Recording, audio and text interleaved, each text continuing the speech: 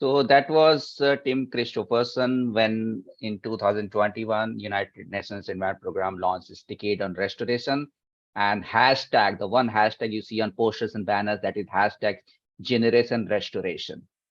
And the theme song that we played from last year, What's Gone is Gone, Let's Move On, was practically saying, see, what you cannot turn back time, but you can always move on and you can restore, reimagine, and recreate. You can do that. And I think every single speaker since 12 o'clock this morning has been telling you the same thing. You are the will and power to move our ship beyond the show that we're stuck on. So, and everything we're doing, we're trying to ignite you from taking a conscious career ahead of you, include consciousness in your curriculum, in your studies, in everything that you do, and things will change automatically.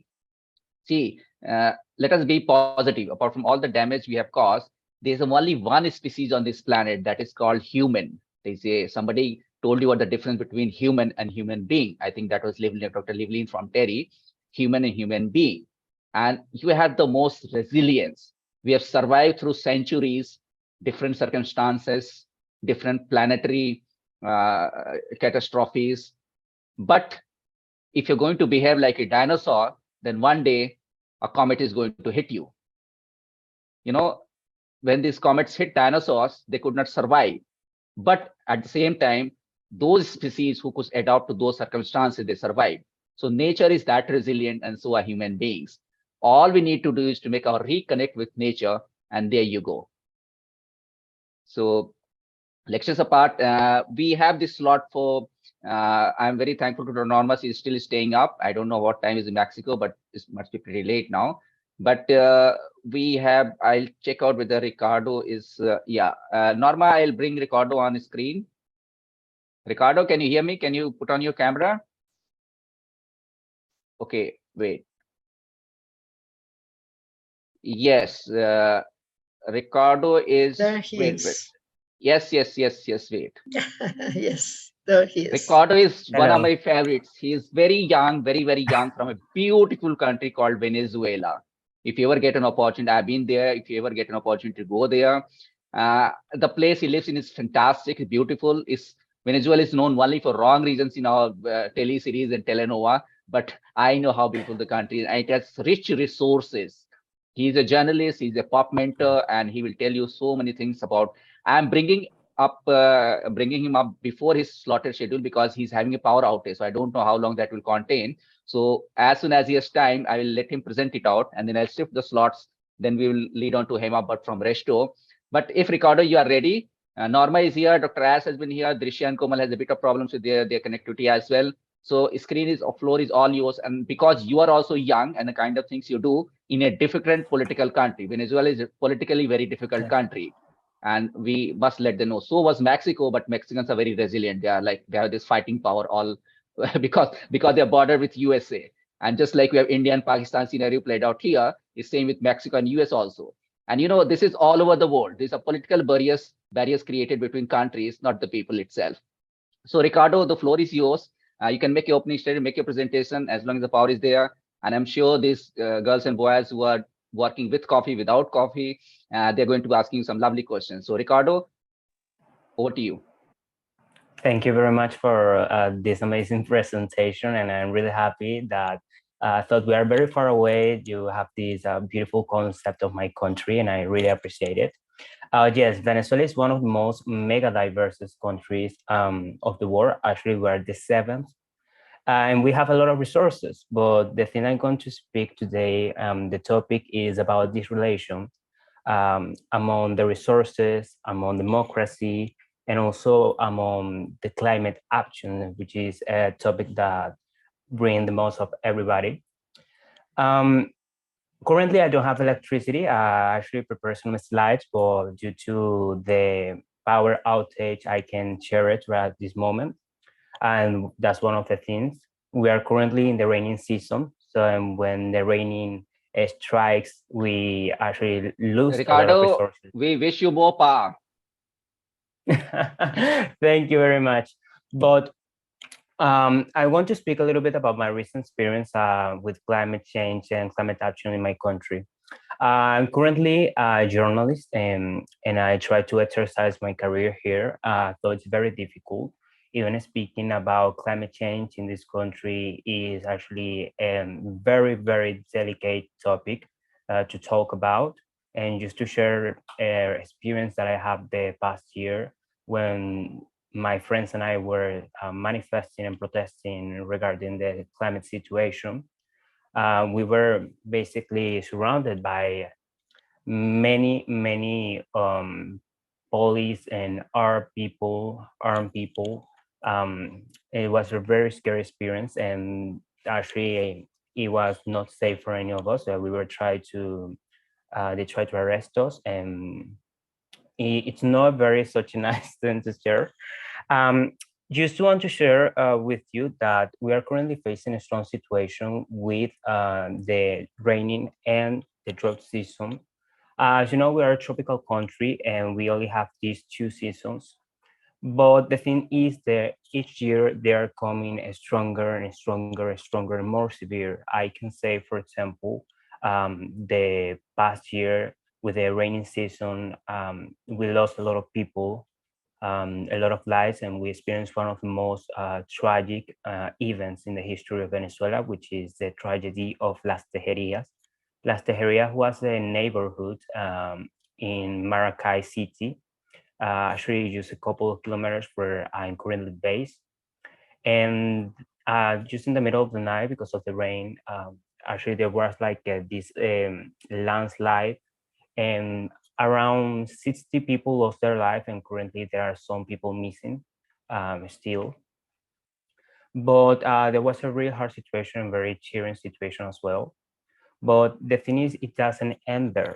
And we may sometimes think this is just climate situation, but I think there's a lot to stand out that it's not just a climate situation, but also a political situation.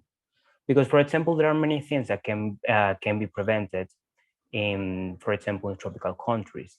If the resources can be used for, let's say, a more efficient way, with I think we can do more with the things we have. Just for example, the last year I was speaking in the radio that our government actually used $2 billion just to face all the damage that we experienced with the last raining season. And we are starting this new season, and actually the damages are mindless. Just more than 200 people have lost their homes so far, especially in the south of the country. I'm very lucky because I live like in the upper side of the city, and we don't face the thing with the floods and all that. But my city is actually one of the most affected by all this situation actually, and it's sometimes really scary. Currently, I'm working with a community, a poor community, and the investigations we are currently doing are really, really, really surprising. The fact that we were told that each rainy season, the mountain where they live actually falls down. Uh, Many landslides occurs, and actually people are not don't have the resources to face all that, and they lose a lot of the things they have. This brings out to a topic which is the migration. As you know, Venezuela is a country of approximately 30 million people, but nearly 6 million people are actually refugees in other countries. And it's not just for the political situation, but also for the climate situation. Um, for example, just to say, in the community where I'm working, this is actually a picture of the area during the drought season. In the community where I'm working, all most of the people that live there, they are actually refugees, climate refugees. Then they used to live very near to the Lake of Tacarigua. Lake of Tacarigua is the second most important body of water of the country, and the surrounding area are basically sinking. So it's a very dangerous area, and there's almost no access. But as you know, with the fact we also experience a lot of sickness and illnesses because when the rain strikes, there's a lot of, I don't know how to say it in English, but there's a lot of like body waters around the area. And then that's a place for mosquitoes to reproduce, and then it can bring a lot of sicknesses. The thing is, we don't, in the hospitals in all those areas, we don't have access to all the medicine, and we don't have access to machines and all that. And the medicine that is currently available for the people is out of date, so it's not safe for people to use. And this is a situation you cannot speak in public media, as it's very dangerous, because if you do, then you are pointing out that the government is not doing their work. So if you want to talk about climate change, you also have to talk about democracy, and you have to live in a democracy state, which is something I think somehow Europe have taught me. Um, Here in Venezuela, the experience is very difficult. We see a lot of climate activists in other countries, and actually they experience a lot of hard situations, but you don't hear a lot of that people here, because simply you can't do climate activism in common ways. And everything you do, if it's related to climate, they have to be cultural related. So, for example, if you are going to make a protest, you have to specify publicly that it's a peaceful, of course, and cultural activity. Even though we have the right in our constitution to speak about these things and to speak out our voices, we are not actually allowed to do that, because you may experience a lot of harassment from the officials and authorities of the countries that have myself lived that. With that traumatic experience I told you earlier this presentation. And you think the things getting better, and there are some of, I think, you have light here. I don't have electricity, you have like a light here, and that is bringing it out of here. But you think the situation is getting better, but at the end, if you look more closer, it is not. These blackouts we are experiencing is because the Guri, which is where we are getting the most sort of power, is basically getting dry. So it means there's no more water in that body of water for climate reasons. But also some people point out because it's for mining reasons. So some people and some media points out it was the government that actually emptied our most important body of water where we obtain our electricity for that purpose. But as we have this contrast that we live like in this state of we don't know what's going on actually, because we are most 71% of all media companies and media platforms were closed since 2003.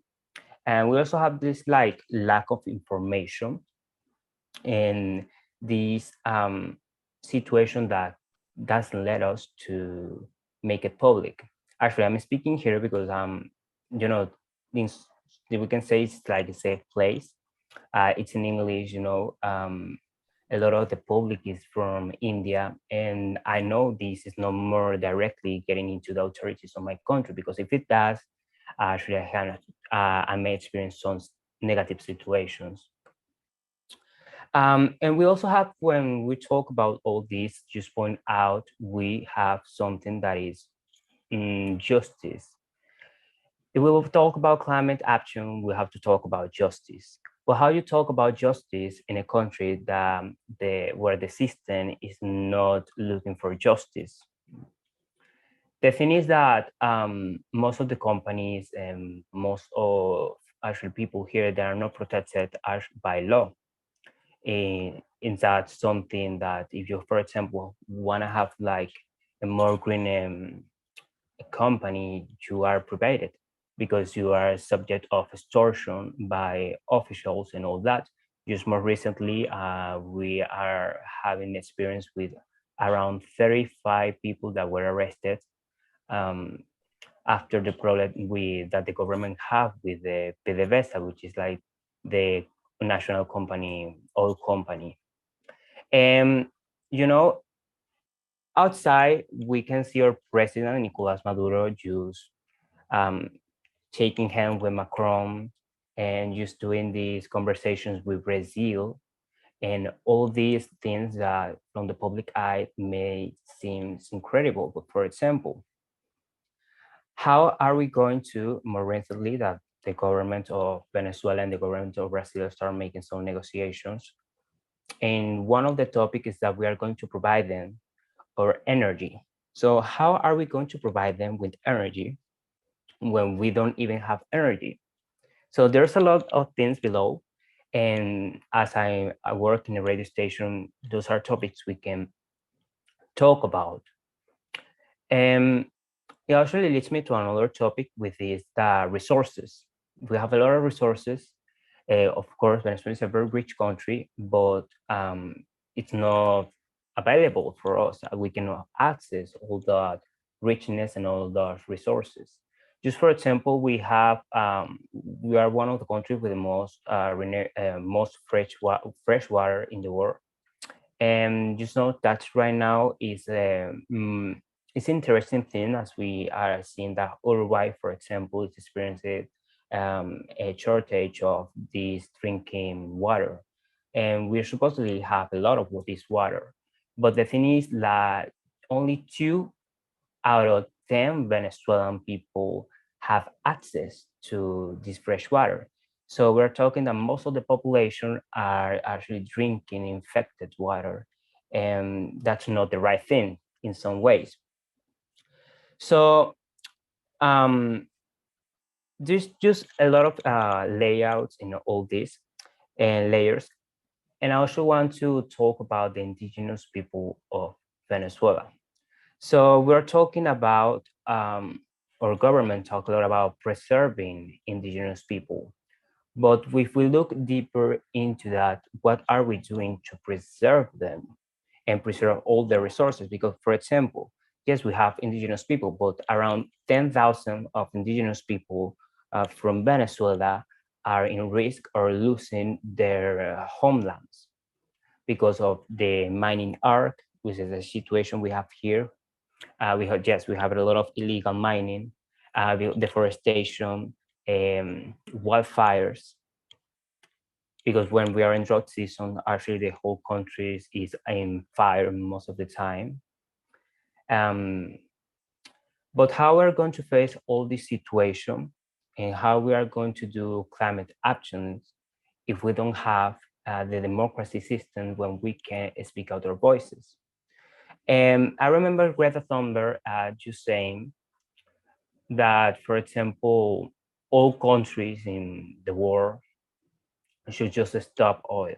And that's a big topic right now. Yes, we have to stop oil, of course. But for example, if we look into Africa, or for example, if we look into developing countries, when most of the infrastructure is not at the right state, so, and for example, our Venezuelan economy depends totally on oil. So how are we going to grow as a country? Yes, for example, countries as Europe and Canada, they have a lot of infrastructure. And, just like the most dreaming countries for people who come from this background and poverty. But if they have this and they impose all these rules, what is left to us? Because a lot of things that we're talking here in Venezuela, and this like the current climate conversation, we have a lot of potential for tourism because we are a mega diverse country. But how do we can start making the change from this oil system with economic, totally economic depends on, to this other economy and system that is not actually developed and is at risk? Because, for example, if we are going to talk about doing tourism in the Amazon, uh, we're also talking about how is the safety of the people who are going to travel there, because we have this illegal mining arc and mining actions are occurring that are very dangerous, because we have, for example, some cities We are totally controlled by army groups. How we're going to face all those situations. So there's a lot of talk to do, and there's a lot of international action to do as well. And I think the first step for everything that's related to climate action is actually a democracy. Yes, we, for example, can talk about, and maybe we don't have like total democracy states, but some people have some quality of life, which that's not the case of Venezuela. We actually have like black and white situation, because just 1 out of 10 Venezuelan people have, let's say, like a normal income, but everybody is below that area. When most of the people are actually earning less than $70 the month, actually less than $50 the month. When we are in a country when everything is almost the same price as New York. So what I want to bring, I want to rescue of all these situations, the same thing I've been saying. We want to talk about climate action. We should have to talk about democracy. And I'm saying all this from the point of view of a student, because I'm currently finishing my graduate studies on journalism. And using that period of time, I experiencing what is being like persecution from institutions and all that, just for speaking these topics that I'm so calmly talking to, communicating to you, which I can do in my country. Because in my country, if I say, for example, yes, we are the first country in the world with that lost all its glaciers. We used to have 5. We're actually the first Latin American country, the first country in America that lost of their glaciers. Sorry. So how I'm going to do that if I'm not allowed, even though my constitution says I am, but we will have institutions that doesn't allow me. I want to share like experience I have more recently with my university, because for the same reason, um, I was experiencing like expulsion almost, and I have to negotiate with the university for just to complete my studies. They want me not to, because of my political ideas that wasn't aligned with the institution. Even though I'm studying a private institution are somehow regulated by the government. So there's a lot of talk, which include malversation of funds, which also includes climate topics, because they are actually breaking a lot of things, and when it comes to our constitution and the preservation of environment, is not right when they want to just develop their infrastructure. And I do this talking publicly as well, and actually I face this harassment from the institution. So how us as young people can communicate with our ideas, and want them to reach out to authorities that they have the power to do this. Um, Sometimes we say the people have the power. Of course, the people have the power, but there's just one person that represents all that people. And if that person doesn't want that, so how we're going to make the change? In the community that I'm currently working with, where I told you they experienced landslides in during all the rainy season, and when they experience wildfires during the drought season, I haven't even been able, and also neither the community, just to bring the mayor to the area for them to know the situation, and just to reach out to the people and their necessities, even though they are refugees, climate refugees, in the same city we are living. So I think there's a lot to do in, especially in Latin America, with the kind of governments we are living. Um, yeah, we are living with, but also there's these things about where are we going, and we have some goals, which are the sustainable development goals, and we have all these papers and all these negotiations with other countries and all these things that from the public eye seems wonderful, that we are doing good, we are in the right hands. Some countries are, but we can live in a life because in my country is not doing great when it comes to climate.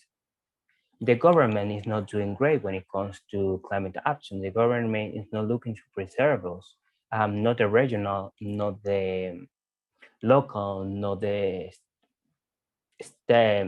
government from the state, not the national government. So we have all these procedures and all these just line that it grows and grows. But at the end of the day, the people are the ones that are being affected. As I said, currently I don't have electricity because of the rains. So, and we can just experience like 22 hours without electricity, as I just did 3 days ago when I didn't have electricity at all.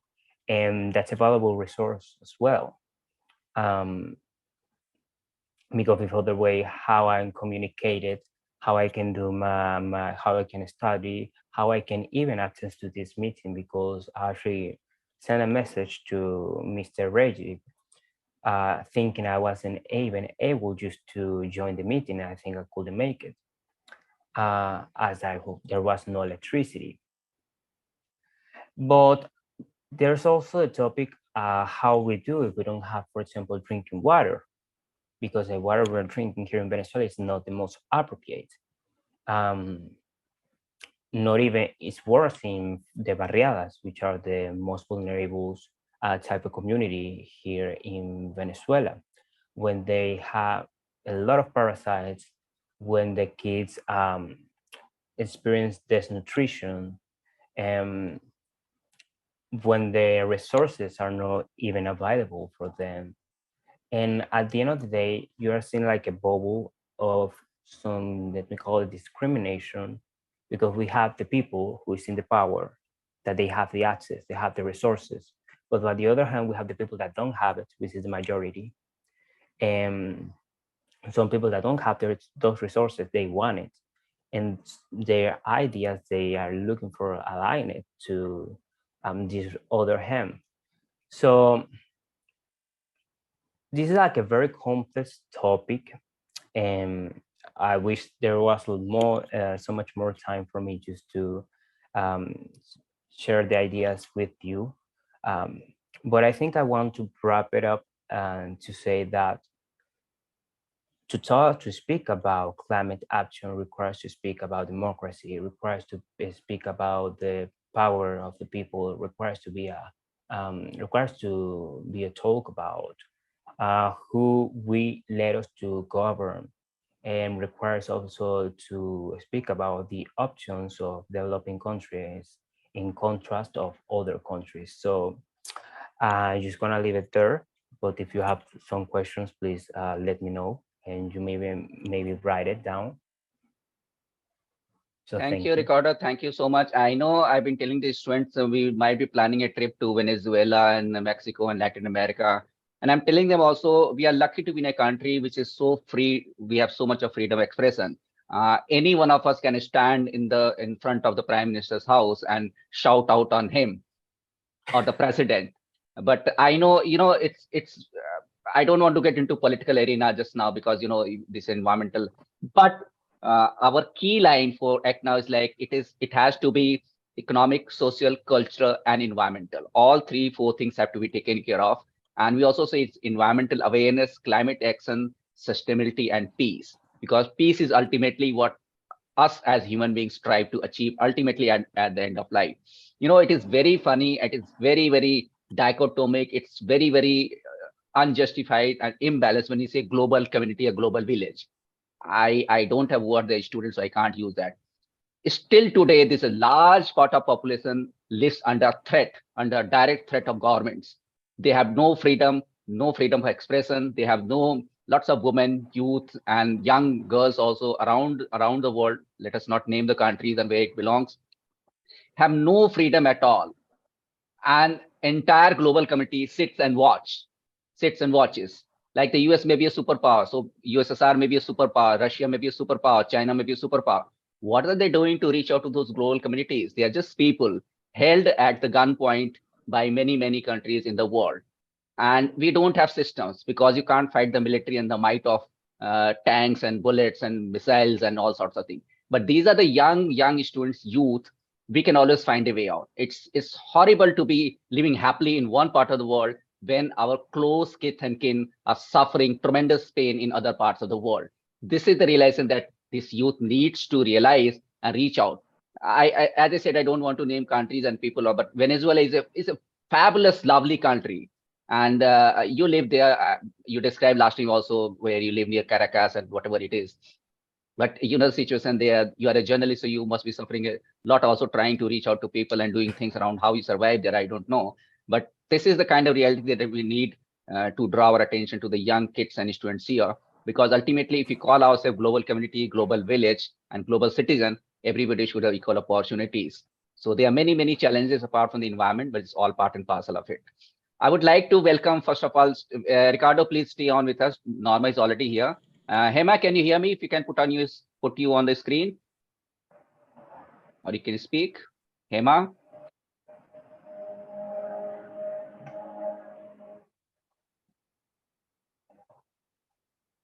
Can you hear me, Hema? Hema Bhatt is from Restore. Actually, I gave Ricardo a little slot on because you are having power outage in Venezuela. Restore is a lovely, fantastic organization. JK sir, if you can hear me, I would like to put up videos from Restore since Hema was traveling. So she recorded the statement. And can you play track B45 and B46? And Ricardo will stay on for question answer session. You got to be staying as long as the power supports you. More power to you. Okay, sir, if you hear me, please play track B45 and B46. And I'll try to bring him on screen.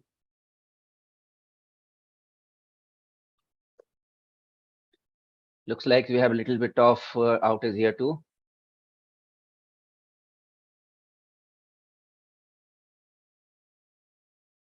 Anyway, in between, any students have any questions for Ricardo?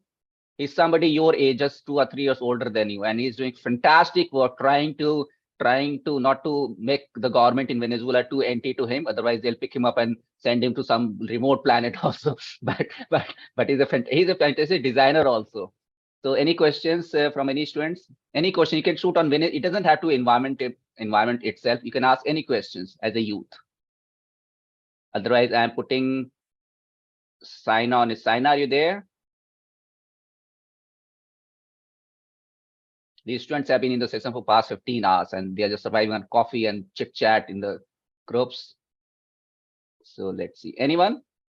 Or all of you tired? So I can ask questions to Ricardo. Okay, Ricardo, I need you to describe the place that you live in as visually as possible, because it's a very mesmerizing country, Venezuela. The name itself. Okay, where I live, the actual place, the city. Yes. All right, so where I live in Valencia. I live in Valencia, which is the let's say call it the industrial heart of the country. It's actually a big city. I think it's the second most biggest city. Well, the second biggest city in the country, but not the most populated. There's a lot of mountains around the city. Everything is confirmed mountains, and we have a lot of colonial houses. I live just in the very center of the city. Just like a mountain away. But I think that's how I can picture it. I think that's a very hot country. There's a lot of sun. Actually, this nickname of the city is the wife of the sun, because it's a very hot country, as you can see in this picture. I mean, this is our national tree without leaves. And that's the way I can picture my country. There's a lot of barriadas. Barriadas are like vulnerable neighborhoods. Most of them are located in the mountains, so you can actually picture the green of the mountains. But for both the little houses, let's say no planned houses in the city. I think there's a lot of our architecture, there's a lot of infrastructure based on France, and everything's like very old as well. But I think that's the way I can picture my country, well, the city I live right now. And there is the industrial heart, which is just like some part of the city when everything is used, industry, fabrics, and all that. Sadly, because of the situation, some of them closed, some of them are not producing as they are supposed to. But yes, that's, and there's a lot of cars also. I think this city, if you don't have a car, the transportation is just impossible. And if you have a chance to look it up in Google, you can just search by Valencia, Venezuela. Yes, we have the same name as Valencia, Spain, but Valencia, Venezuela. And that's how I can picture my country and my city. Okay, thank you. But I think we will rather go there and see it for ourselves. How far is Lake Valencia from there? Excuse me? How far is Lake Valencia from your place? Sorry, I cannot get that question. Can you repeat? You have Lago Valencia. Lago de Valencia, Valencia How Lake. far? How far?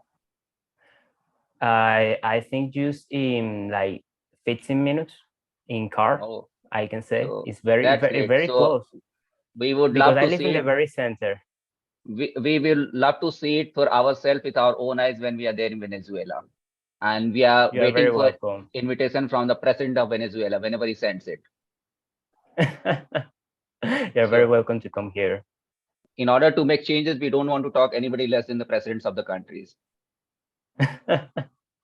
Okay.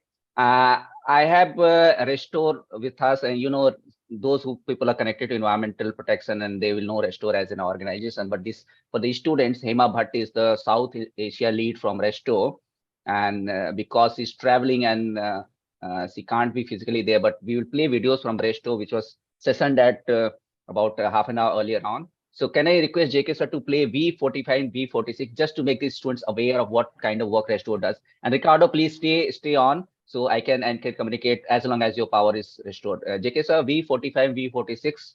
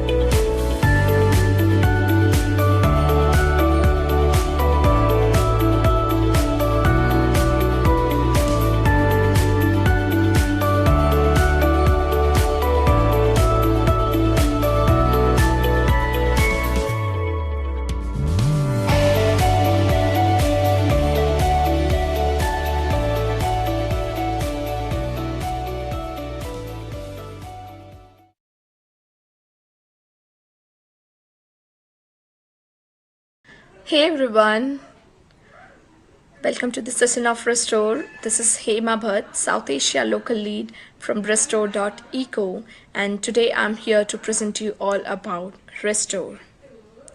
So before beginning anything, I would like to first of all share with you all about why there is a need of Restore, what exactly Restore is, and how it is going to help millions of people around the world for scaling the project they are doing.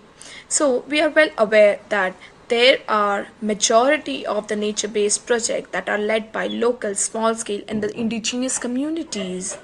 But we are also aware that these are the communities who are under-resourced, and if they are provided with the right kind of support and right kind of resources, we can unlock the key to solving the biodiversity loss and climate change. So to provide such kind of support and to unlock that key to solving the biodiversity loss and the rate of ecosystem restoration, Restore came into existence. So Restore is basically an open data platform for people, biodiversity and climate, and it is helping these communities and these projects by providing transparency and connectivity around the world. So when I talk about transparency at Restore, you get a place to share about your work with the world, and the world get the chance to look into your project, who you are, what you are doing, and where exactly you are located, and at what scale you are progressing on your project.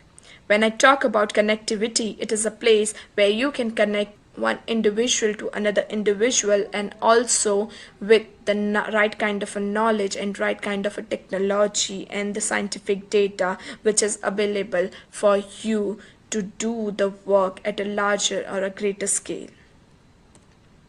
So let me share with you all how Restore came into existence, how it is born.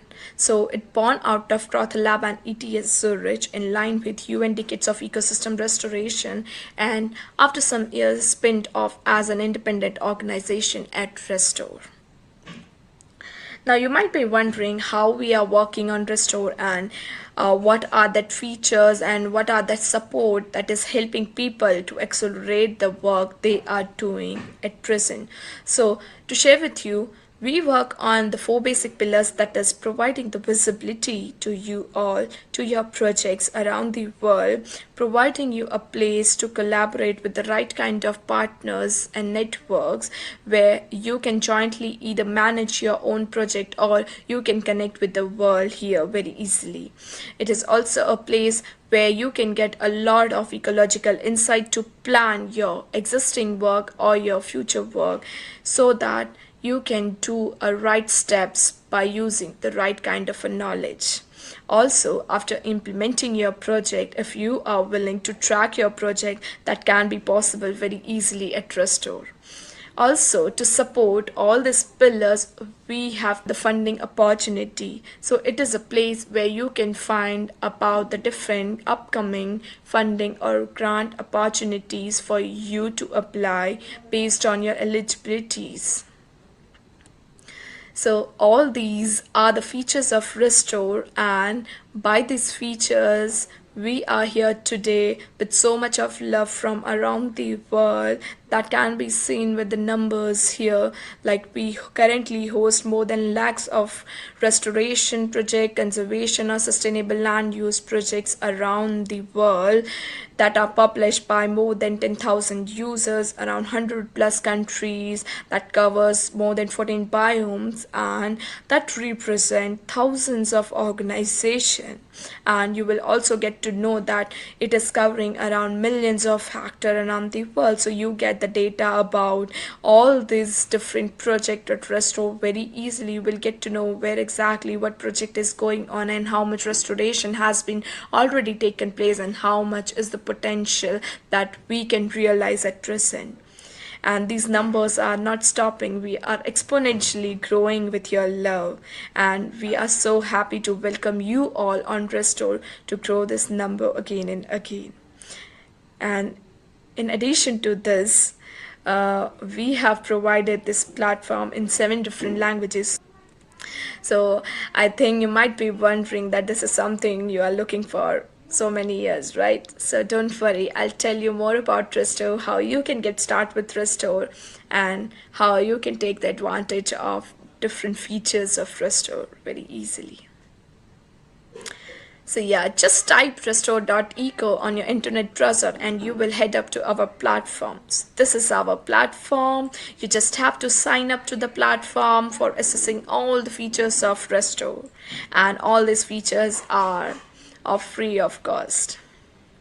So yeah, let's start with a very basic thing. So here what you are seeing is the map at Restore. Just tap this map and you will get to know about the different projects around the world on the global map. All the spin drops or the numbers you are seeing on the Restore platform are the different numbers of projects that are published by different implementers.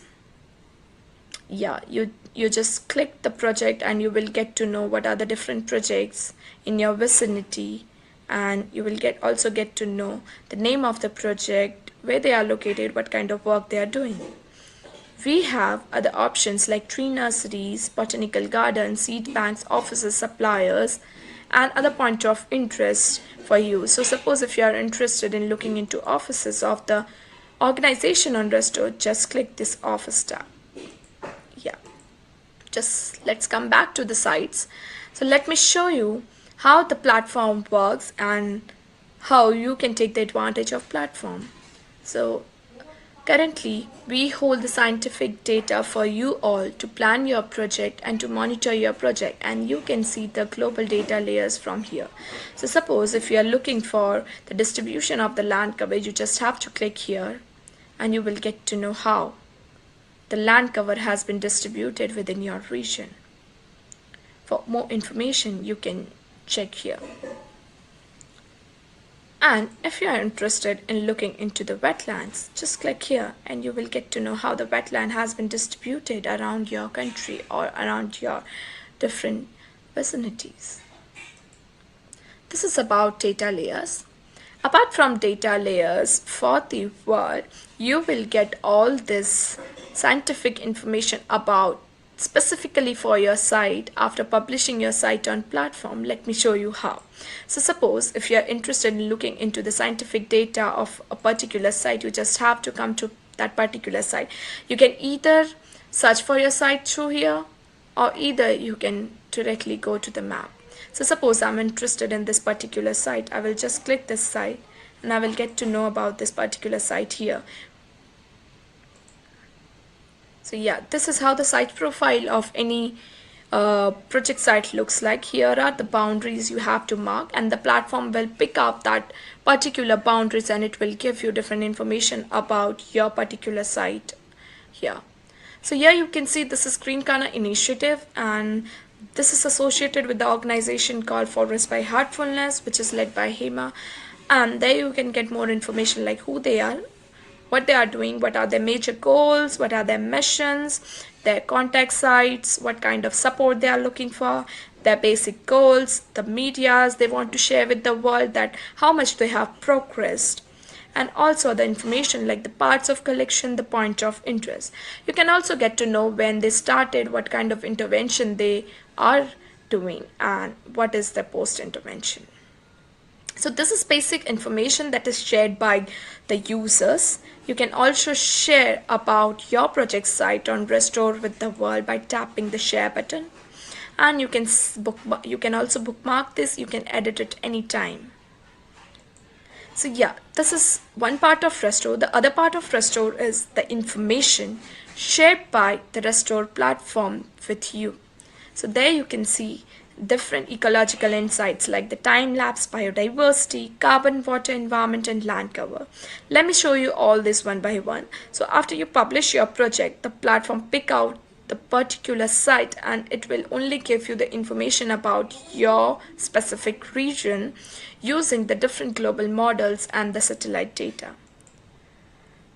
So when you publish your site, you will get the information about the species richness, the ecoregion, the carbon amount of your particular region, the environment for planning your particular intervention, the land cover change, and the time lapse, where you will able to track how the land was before intervention and how it was after intervention. So we host ISRI Wayback and Planetary data. So let me show you this ISRI one. There you can see in 2010 it was completely a barren land, and after implementation it changed into a totally lush green area. So this is a perfect place to show your corporate funders, donors, that how after implementation how the scenario of your particular site has been changed. This is also a place to see how your project is going, through different years just by sitting on your desktop. I know you are feeling very interesting by seeing all this data and you are very excited to know how you can add your project, right? Don't worry, I'll show you all of that in a while. Suppose if I'm interested in adding my site onto Restore platform, I just have to sign up and then I just have to click the create button for adding my particular site. Either I can upload the area file or either I can draw the boundaries of my interested region. Suppose I'm interested in this particular region.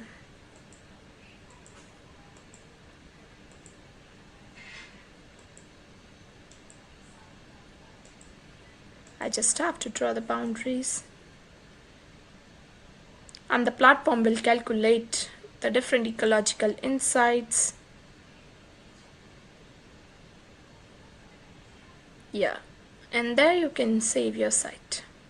Also, you might be wondering how this data came from. So just tap this I button and you will get to know more about what is the use of this particular data, how frequently it is updated, and from where it has sourced. Just save the site by going through the 4 simple steps. So yeah, this is about how you can add your project. There are a lot more things on Restore. There is a place where you can explore the funding opportunities.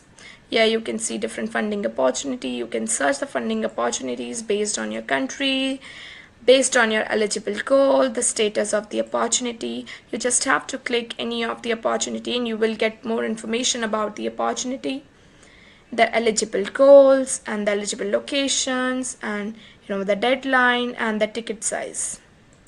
Apart from this, you can also explore the different organizations on our platform. If you're interested in building connections with different organizations, just search your interested organization based on your country and based on the size of the organization. You just have to tap the organization and you will get to know who they are, where they are located, the logo, about the organization, people involved, the contact detail, affiliated site, point of interest, and the collection. So it is a place where you will get to know about a particular organization, their members, their site, just at one place. You can also add your organization just by going into the create button, and this is a place for you to manage all your work about you, about your organization, your associated organization, all your sites, all your collections, and all your point of interest. This is it about Restore. So I think in this session I have already shared with you about the basic things, that how you can start with Restore, how you can use Restore. And in the meantime, if you come across any questions or any difficulties, just write me at hema@southasia.restore.eco and I'll be there to answer all your questions happily. You can also get in touch with us at community@restore.eco, or either you can use our help center on platform for any kind of difficulties. So I would lastly like to request you all to create an account, use Restore platform as much as possible, create your organization profile so that your wonderful work can be visible onto the world. And also do count on me for any kind of doubts, and just share about Restore with the world, with your network, so that people around the world can use this wonderful platform for accelerating the work they are doing at a more larger scale. At last, I would like to extend thanks to Rajiv and its team for this wonderful opportunity and this wonderful time. Thank you so much. Bye-bye.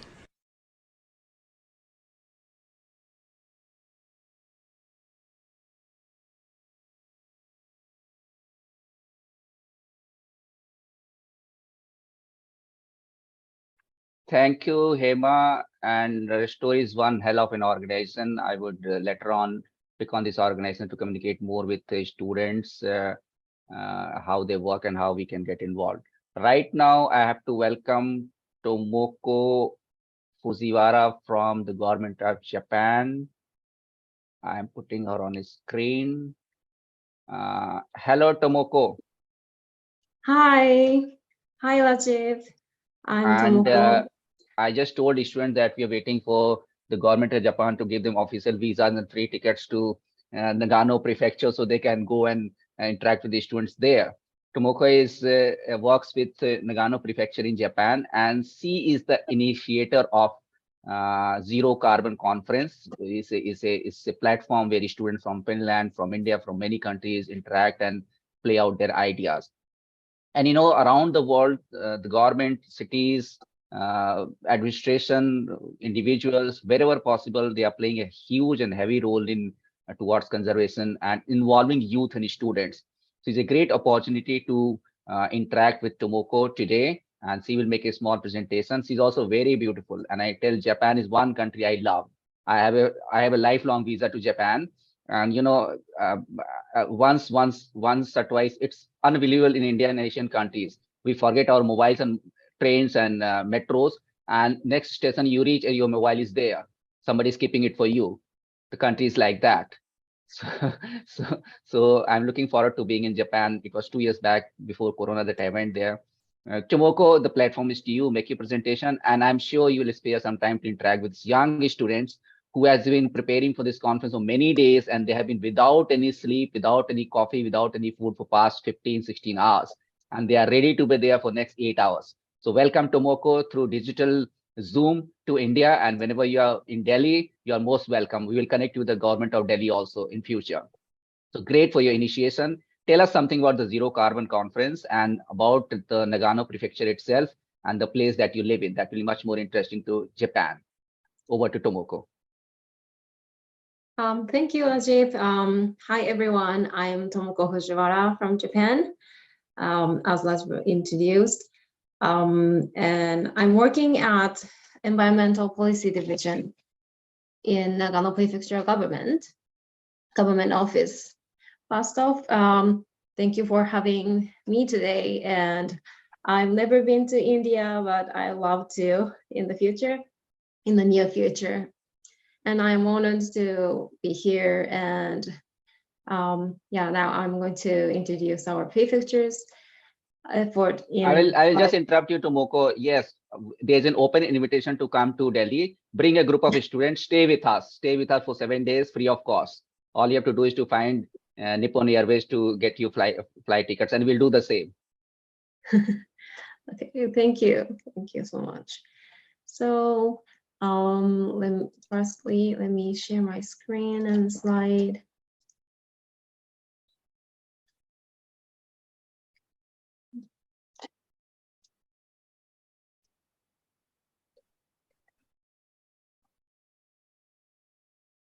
Can you see my screen? Yes, we can read it and understand also, because we have been taking Japanese from Google just now. Okay, thank you. So firstly, let me introduce Nagano Prefecture briefly. So as you can see, you can find a beautiful mountain like this. Okay. So Nagano Prefecture is located in the middle of Japan, and I guess you may heard Tokyo, and you can come here less than 2 hours from Tokyo by bullet train. And Nagano Prefecture was the host of 1998 Winter Olympics and Paralympic Games, and is known for this legacy. So you can see the snow, and you can enjoy that kind of view in the winter. Our land is 80% covered by forest, and we have 5 national parks and 78 ski resorts. So we cherish the blessing of nature in our everyday life. And Nagano Prefecture has been working on climate crisis countermeasures as one of the most important issues for our prefecture government. In October 2019, we suffered serious damages from Super Typhoon Hagibis. More than 9,000 households were damaged by sediment disaster, river flooding, and collapse of the Chikuma River, which is Japan's longest river. The total damage amounted to 2.6 billion US dollars and exceeding the annual tax revenue of our prefectural government. And in December 2019, Nagano Prefecture became the first prefecture in Japan which declared a climate emergency, announcing its determination to achieve net zero carbon dioxide emissions by 2050. This declaration is based on the anonymous resolution of the Nagano Prefecture Assembly, and it is also a manifestation of the strong sense of crisis about climate change among many Nagano residents who have lived in harmony with nature.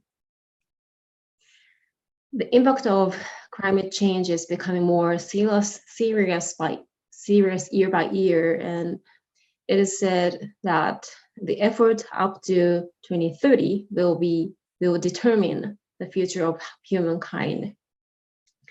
So in June 2021, we created an action plan called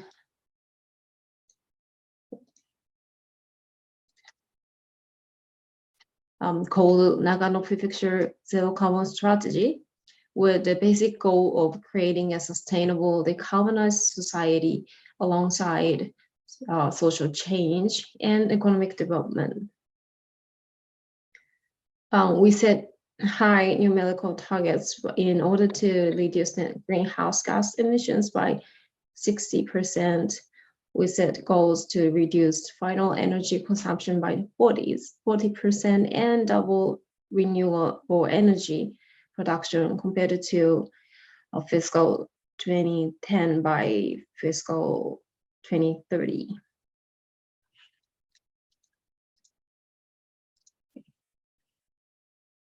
To achieve these targets, we are focusing on following 4 points: promote zero carbon initiatives using existing technology, convert to sustainable decarbonized lifestyle, support industries' initiatives towards zero carbon society, and build autonomous energy regions for regional economic circulation.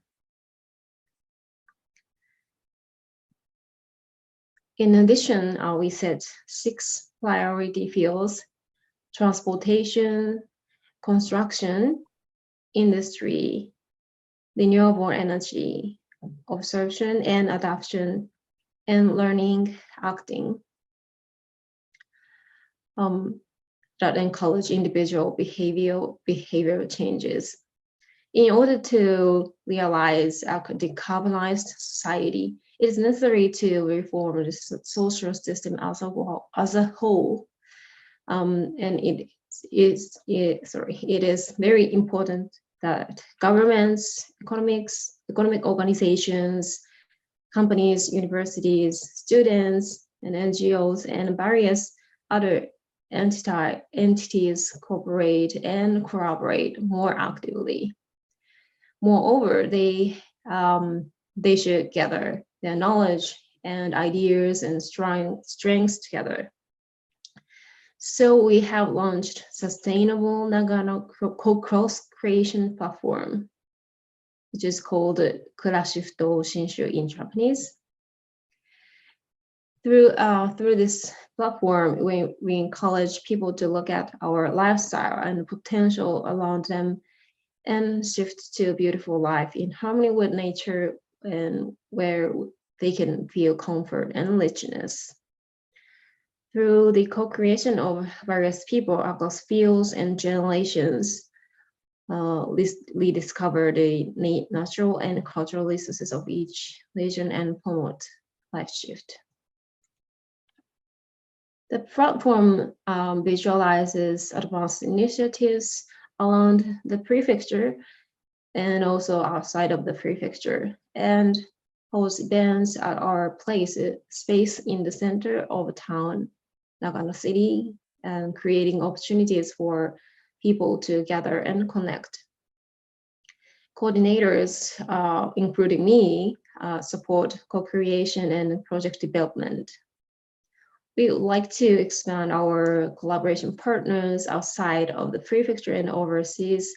Like we already have partnership with North Korea in Finland and Anna School organizations and some other educational institute in Finland. So I hope we can have any collaborations with Now Foundation in the future. And after the, yes. Yeah, and in particular, we are also focusing on co-creation with younger generation. So we have held International Zero Carbon Conference twice in the past with educational institutions, as I mentioned, such as Schoolnet in Finland, which is also partner of this event. And also the University of Eastern Finland, University of Applied Science, Kaleido University of Applied Science. Yeah, the kind of organizations and universities.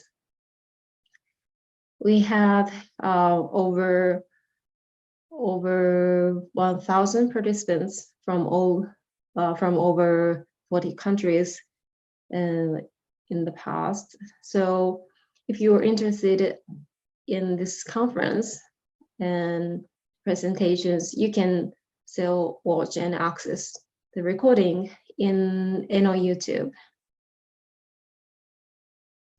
After the conference, we are planning a monthly meetup called Zero Carbon Network for Students to provide small-scale casual place for socializing.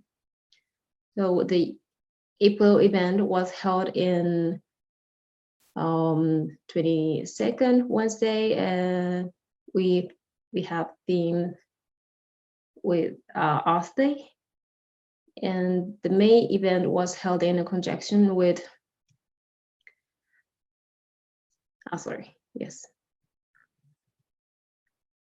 May event was held in conjunction with International Diversity Day.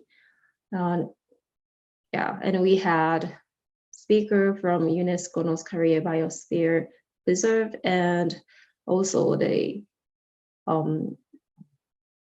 school from Finland in Lahti. So we will continue to do so in July and beyond the variety of topics.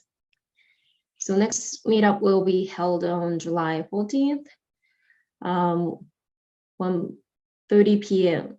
in IST and in Japanese time, in Japan time, which is from 5 p.m. I'm sorry, we haven't prepared the registration link, but if you are interested in this meetup and Zero Carbon conference or a sustainable Nagano coast creation platform, please feel free to contact me. Okay. Can you stop sharing, Tomoko? Yeah. Okay. So you can see my email address and our website. Okay. So thank you so much for listening, and thank you so much for having me. Thank you, Tomoko. Thank you so much, and for your kind invitation. Our students will be joining the Net Zero Carbon Conference. Through you, we will be sending you the information, and they will be contacting you. We will also, maybe Ekna organization is very much willing. Thank you for the offer. We have lots of memoranda of understanding, MOU signed up with lots of organizations, and it's a simple one-line statement that I will support your cause, you support our cause, and that's the end of it, whichever way possible. So thank you so much for being here and inciting the students. You know, Japan is a very favored country in India. We are very good friends. There are lots of Japanese things that these kids follow. We drive Japanese cars, we run Japanese air conditioners, and you know not what. I'm also associated with the Miss International organization. If you know that, I've been to Tokyo several times with Miss Internationals and all these happenings. And they're part of this event too. Yesterday, we had one of Miss Internationals representing India in this conference too. And we'll be connecting. We have 14 minutes to go till I'm joined by the young student of mine, Rashmi Botra, who is now a lawyer, also environmental lawyer. And she's also the part of National Green Tribunal. So she'll be joining at 7 o'clock to make her presentations. But any questions to Tomoko, please ask. It doesn't have to be environmental. You can ask questions in Japan also. And maybe you can ask you to be invited over there. She is a very fantastically, she's very beautiful, just like Japan, the country itself is. And she's very helpful to us. So any questions anybody want to ask, please feel free. Raise your hand. I'll put you in. Yeah, there's so many hands. Okay, Yeah, I can see that. Let's see who hasn't got a chance. Kamara, unmute yourself. She is one bubbly girl. She has always lots and lots of questions. Plenty of coffee and questions. Good morning, ma'am, from India. And I would like to ask, like, it's a very simple question, and I think everybody is asked here. What motivated you to work for the environment for this cause? I will tell you, Tomoko, our question. Yeah. Most of the countries, the government people are horrible. They don't bother about anything else but the instructions from the government. So how, being a government representative in Japan, what was the motivation behind you to, I think this also takes a lot of work and time for you also. So how motivated you got to be in this place and trying to do things on your own, as well as on the behalf of the government of Japan? So do you mean what is the motivation of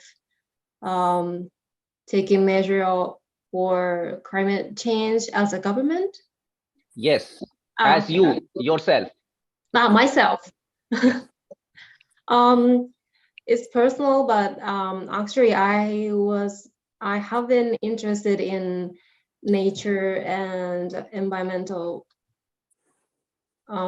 issues since I was child. Actually, when I was in elementary school, I had experience to plant rice planting, and I founded the beauty of nature and biodiversity. So that made me realize that protecting nature and living with nature is very important. So I went to the university, which I can study environmental science. So actually I studied environmental science and forestry in the university students and graduate school students. So yeah, I have passion in this field from long time ago. Thank you. So next question from Shambhavi. Shambhavi, are you okay? I'm so happy to see you again. Yes. Thank you, sir. Hi. So nice to Very meet you. young. She is very young student. I think she's just 11 or 10, but she has lots of questions. So Shambhavi, quick on, please. yes, sir. So, ma'am, I wanted to ask that what steps have been taken in Japan to make the environment like healthier and better? Can I ask your question again? Sorry. Go slow, Shambhavi. Okay, sir.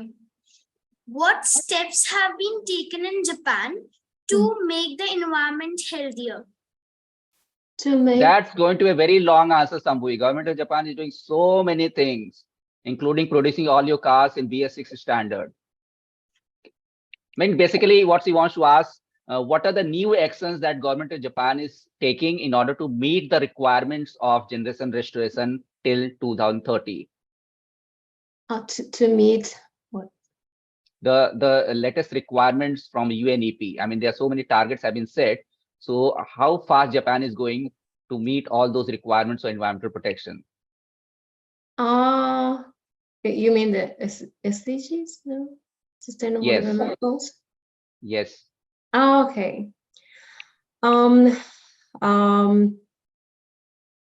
I cannot mention in as in official because this is my opinion, personal opinion. But It depends on the goals because Okay, I'll shorten the question for you. Do you think the Japanese government is going fast enough, or are they slow, or are they okay with the speed of their initiatives? If it is too political, then you can skip that. Because you're in a government position, so I know it's difficult for to take a official stand. Yeah. It's personal, but I think it's slow. Yeah. Slow, yes. Yeah, in each goals, including environmental goals, yeah, and also gender or the kind of goals, because we still, yeah, it's just in Japan compared to Europe, women don't work so much the same level as men, or yeah, in the environmental perspective, we still have a lot of issues, and yeah, so we are struggling to achieve that goal still. So please generalize your questions, because he represents the government of Japan. So you understand he can't make any official stance. He can only talk about the work he does or what Nagano Prefecture does. So you can ask about outside. You can talk about weather in Japan or whatever it looks like next to her home. Those are general questions that she'll be very happy to answer you. Anyone next? Arna, you have a question? I will unmute you. Yes, very good morning to everyone, and a very happy Environment Day to all as well. Ma'am, I It's would like to lunchtime in ask, Japan. oh, then good afternoon. Go on. I would like to ask, the first thing that you did to start it with, I know we all did afterwards many things, but the first thing you did to promote this. What was your first step? What was your first step? What was? Yes. Can you remember what was the first thing that you did in environmental protection? The first step? I mean, the first things, anything. How did you get started with everything that you do? Oh, the first things to do what? Sorry. How did you get into environmental protection? I mean, you took a course, you joined the government, then you started. Are you getting my question? Do you mean the personal? Personal, yes, personal. Yeah, personal. yes. Why did I get interested in this kind of topic? Yes. In my career? Yes.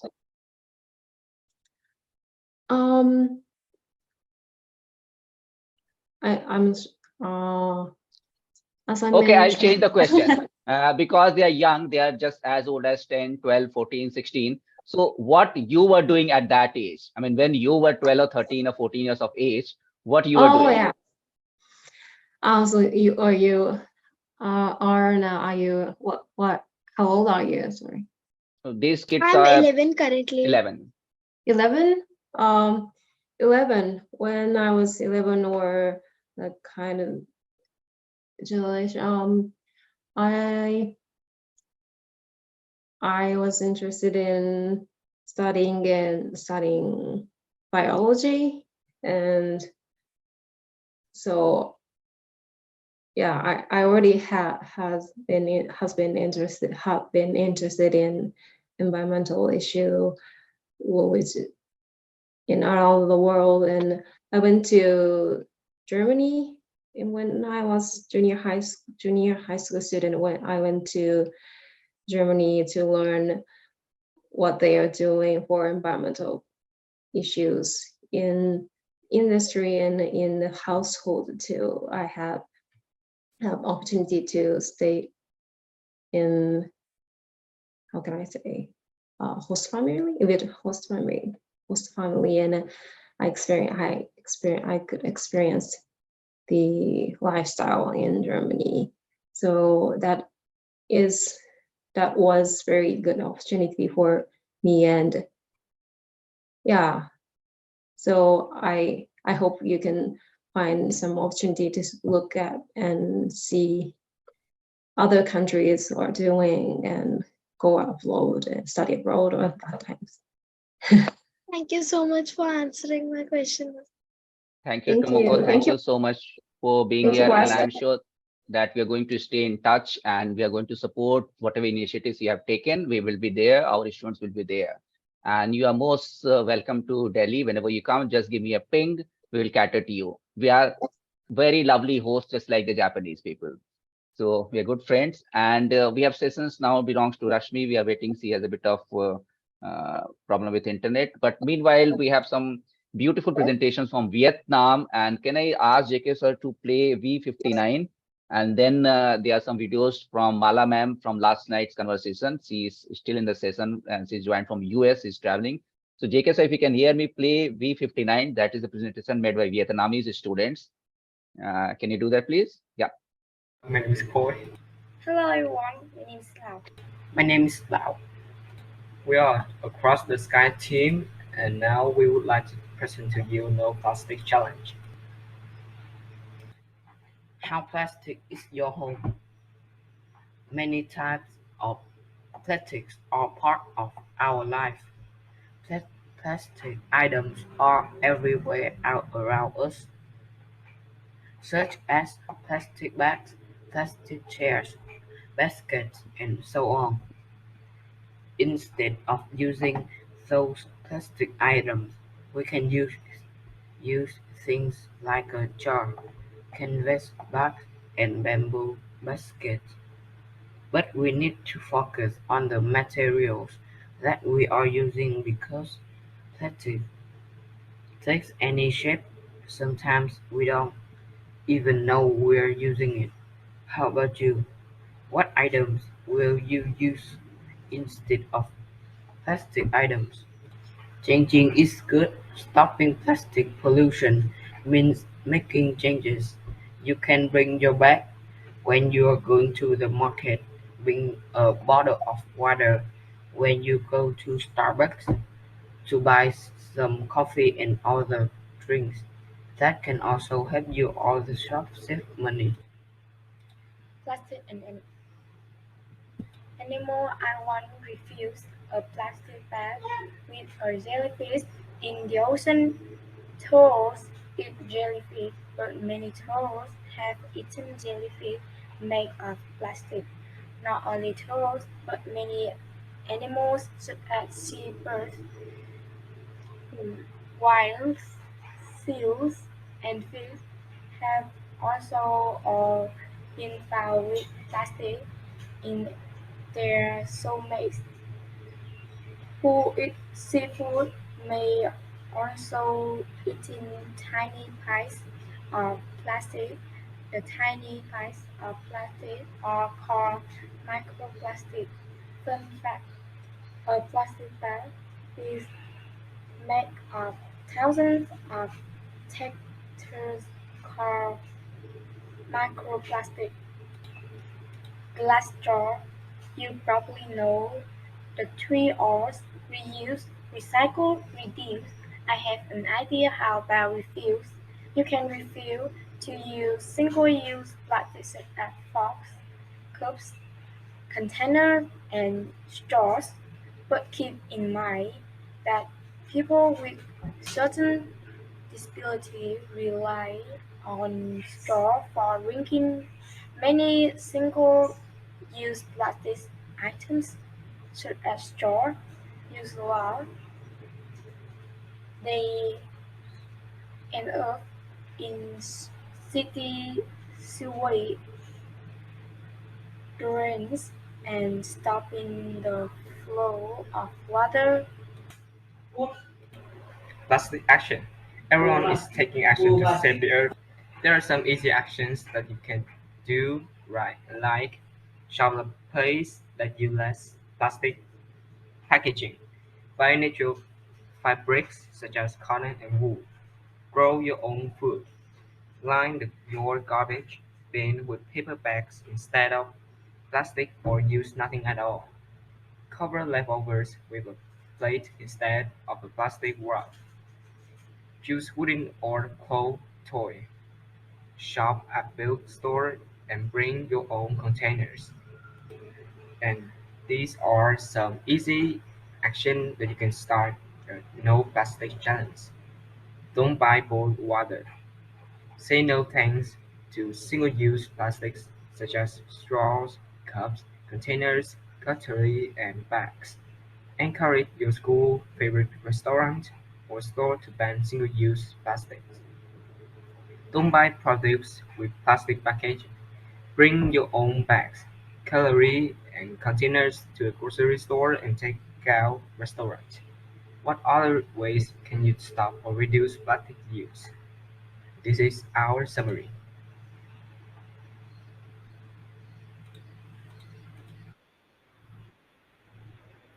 And here's our summary. Here are 9 easy things that you can do right now in your home. The first thing is try traveling by walking, cycling, take buses or subways. The second thing is give up plastic. Take reusable bags when you go to the grocery store. Say no to single-use plastic items such as straws, forks. And the third one is try starting a Meatless Monday in your home.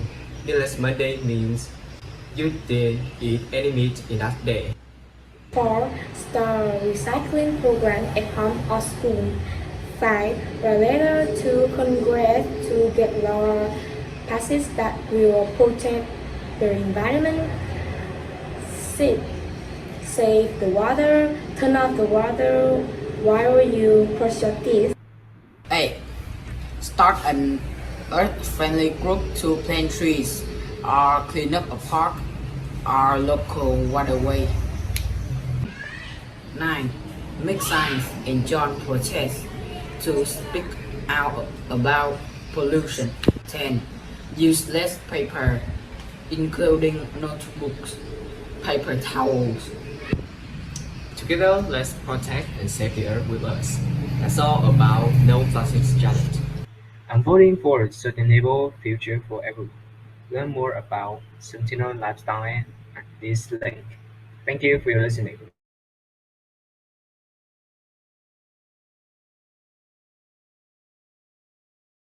Now, next video is from Silver Line Prestigious School, Ghaziabad. And Dr. Mala Kapoor, she has designed it. Just wait.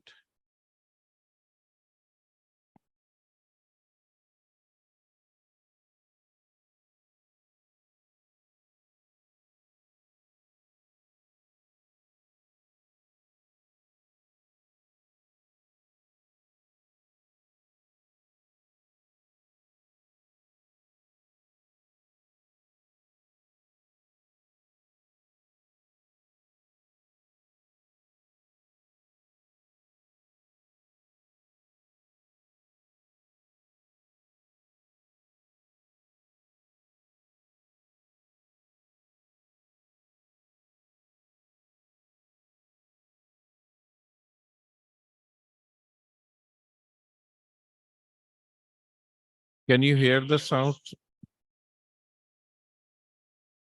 No, anything. No sound at all.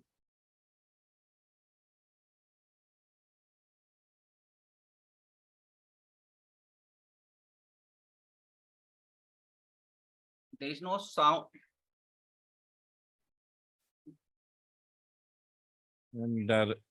I'm directly using YouTube. Just a minute. Yes, yes, yes. नदियों में काला काला करता बहता without sound. Does water flow without sound? Just a minute.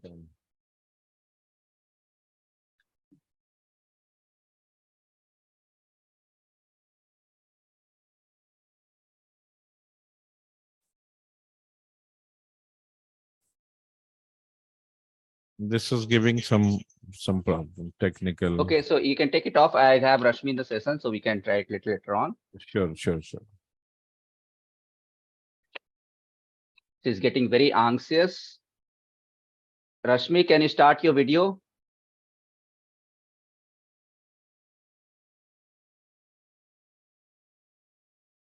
Rashmi?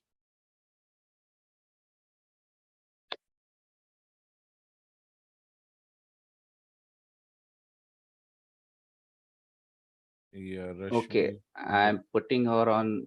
Yes, she's here. We can't see your face, Rashmi. Please put your webcam and I'll unmute you. Yes.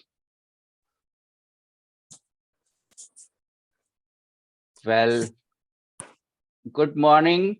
Good morning, everybody. So glad to be at the Act Now. Awesome morning. Yes, even last year also, she's a very shy girl, by the way. So she avoids all cameras and all actions and something like that. I'm very happy to have Rashmi. She was last year along with one of my students, Chavi Jain also. And they were first students to join us in year 2000, 2001 when Environment Online started after some years when we had it there. So they were first students. We're trying to do something in area of climate action, trying to connect internet and environmental education and what you say schools together. So I still have the screenshots when we are trying to have a Zoom set, not Zoom session. There was no Zoom over there, but maybe a video meeting, something like that, with a French school and an Israeli school.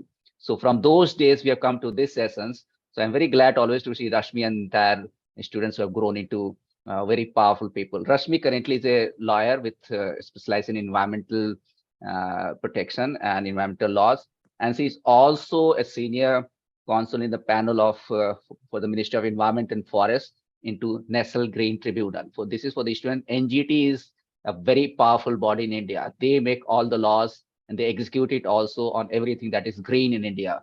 So you can go to NGT if you feel that something is wrong happening around. You can pull the governments also. No government project can take off without the clearance from NGT. Am I right, Rashmi? That's right. So she is going to educate you a little about the role of NGT, and because she knows, she has been a student herself, she knows how to put it across to students. So I leave the floor open to you. And these are young students, at the same age that you started your little work with Environment Online and something like that. So they're also looking forward, and you can share the experience there also and what is required today.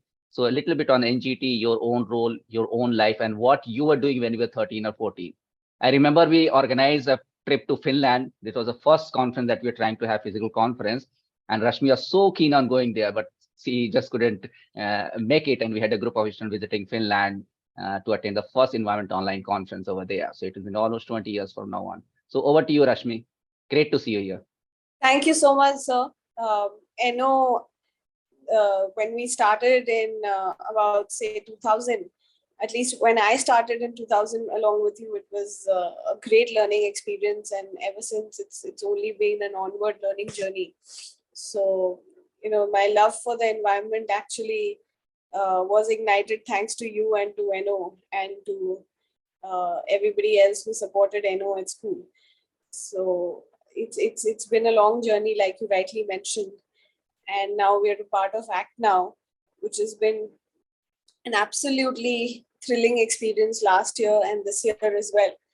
So I would have definitely liked had Charvi been here as well, because she was here with us last year. Without much ado, I'll just start with the topic. So today I'm going to tell you all about the National Green Tribunal and what importance it holds in our country and how it helps in protecting environment pollution and to protect our environment from various kind of wastes, pollutants, and how it has been a pioneering movement in changing the environmental face of the country. So now the NGT was established under the NGT Act of 2010 on 18th of October 2010. And the tribunal has the mandate to effectively tackle any growing environmental concerns and expeditiously disposes of cases relating to the subject of wildlife, forest, environment, and biodiversity. It can be said that it is a special body formed with various powers and functions which are exercised to deal with environmental disputes and violations.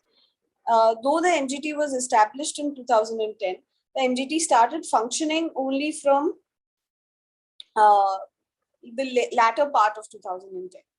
There are principal benches in New Delhi, and there are circuit benches at Pune, Kolkata, Chennai, and Bhopal, which is one of each region, geographic region. All the benches are currently functioning. The object of creating circuit benches was to have a pan-India reach, which can be accessible to the urban and rural parts of the country. Therefore, it can be said that MGT has good reach as regards its accessibility to address environmental concerns. Now, how did this concept of MGT come about? One may ask that, how did we come up with this? What was the idea behind this? So the idea behind this was that India had vowed the states, because it had participated in the Rio summit in 1992. So India had vowed that it should come up with a judicial adjudicating mechanism which can decide issues related to environmental disputes. Because there are so many environmental disputes which remain pending in court, and because of the time constraint which one can see in the Indian judiciary, a lot of environmental issues would remain pending for quite some time, and they would also become redundant. So to kind of avoid that, this was brought in. Now, I'll tell you about what the jurisdiction of the tribunal is. When I say jurisdiction, what is its scope of work, what its mandate is. So the tribunal exercises jurisdiction on matters relating to substantial questions related to the environment. Now, here, substantial question relates to the affected community at large and damage to the public well-being and health at large, and also negative consequences of various activities on the environment. However, this explanation is not exhaustive, and it has been kept so deliberately because it brings within its fold everything that can constitute an environmental dispute in the country. Now, an individual's access to the tribunal is restricted to personal grievances, and the tribunal can hear an individual only if the tribunal considers that damage to the environment is substantial, and it can also pass awards meaning judgments, which are equivalent to an order passed by a civil court, if it thinks fit to transmit any order to the civil court having local jurisdiction. So now the orders passed by these tribunals can also be transmitted to the local courts if they feel, say, at a district level, they need to direct the courts to do or not do a certain thing. That can also be done by the tribunal. Now, their powers are at par with the civil court, and they're no less than a civil court. And the reason that they've been endowed with such huge powers is because within its fold come a lot of acts. Like we have the Water Prevention and Control of Pollution Act, we have the Forest Conservation Act, we have the Air Prevention and Control of Pollution Act, we have the Environment Protection Act, the Public Liability Insurance Act, the Biological Diversity Act. However, it's important to note that according to the Act, the tribunal also exercises appellate jurisdiction. So, for instance, if a court has passed a particular order regarding a particular environmental aspect or an issue, you can also appeal to this forum. So, which is why its powers are widespread, and not only geographically, but also in terms of being substantially equipped with appellate powers. Now, I'd like to tell you all about certain notable orders or judgments of the NGT, which have kind of made a difference in the overall environmental health of the country. So as far as air contamination is concerned, there was this particular case when the air quality in Delhi started to deteriorate towards the starting of November 2018. Now that's been going on for quite some time, but this particular case was filed in November 2018. Now this was a national crisis, and the NGT was endowed with the responsibility to re-establish normal conditions.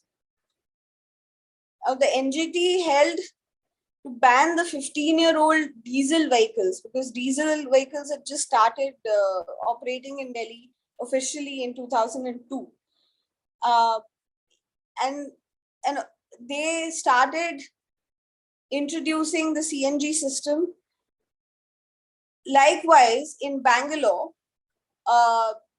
they bolted horns with the Bangalore Development Authority with regard to the development of a flyover project, which had initially failed environmental clearance. There was a restriction on the construction of the flyover until the point that a legitimate assessment could be conducted, especially showing how important trees and old buildings all around the flyover were. Now, in addition to that, there was also this, when you come a little bit further east to the northeast, in Arunachal, you had something called the Nyamjang-2 Hydro Project in the Tawang Valley in Arunachal Pradesh. So what happened there was an evaluation. So every time that there is an environmental project, there's an evaluation, there's an environmental impact assessment which takes place. So that evaluation had overlooked the way the region was occupied by endangered black-necked cranes. And wildlife activists had been repeatedly requesting that please stall the construction of this hydropower project, because it's going to lead to complete denigration of these species from here. But they did not listen, and the construction of the hydropower project carried on. Ultimately, the activists finally had to move the NGT, and the NGT held in favor of the activists.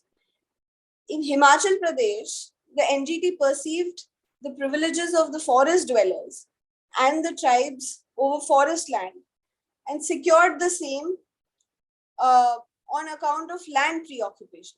So there was something called the Kashang hydropower project, which was optimized regardless of requests from local communities, which said that a lot of flora and fauna would be affected if this project were to be constructed and if they were to go ahead with this construction. Finally, the NGT ruled in favor of not having the hydropower project constructed. And the NGT also cancelled permission given by the then Union and Forest Minister, Mr. Jairam Ramesh, to the Parsa East and Kante Basan hostage coal miners in the Hasdev Anand woods of Chhattisgarh, because there was a lot of illegal mining work happening. Along with that, there was also legal mining work, licensed mining work, which was happening in Chhattisgarh. But it was endangering a lot of species around the forests in Chhattisgarh. That is when the NGT intervened on its own without any petition. So that's known as the suo motu intervention.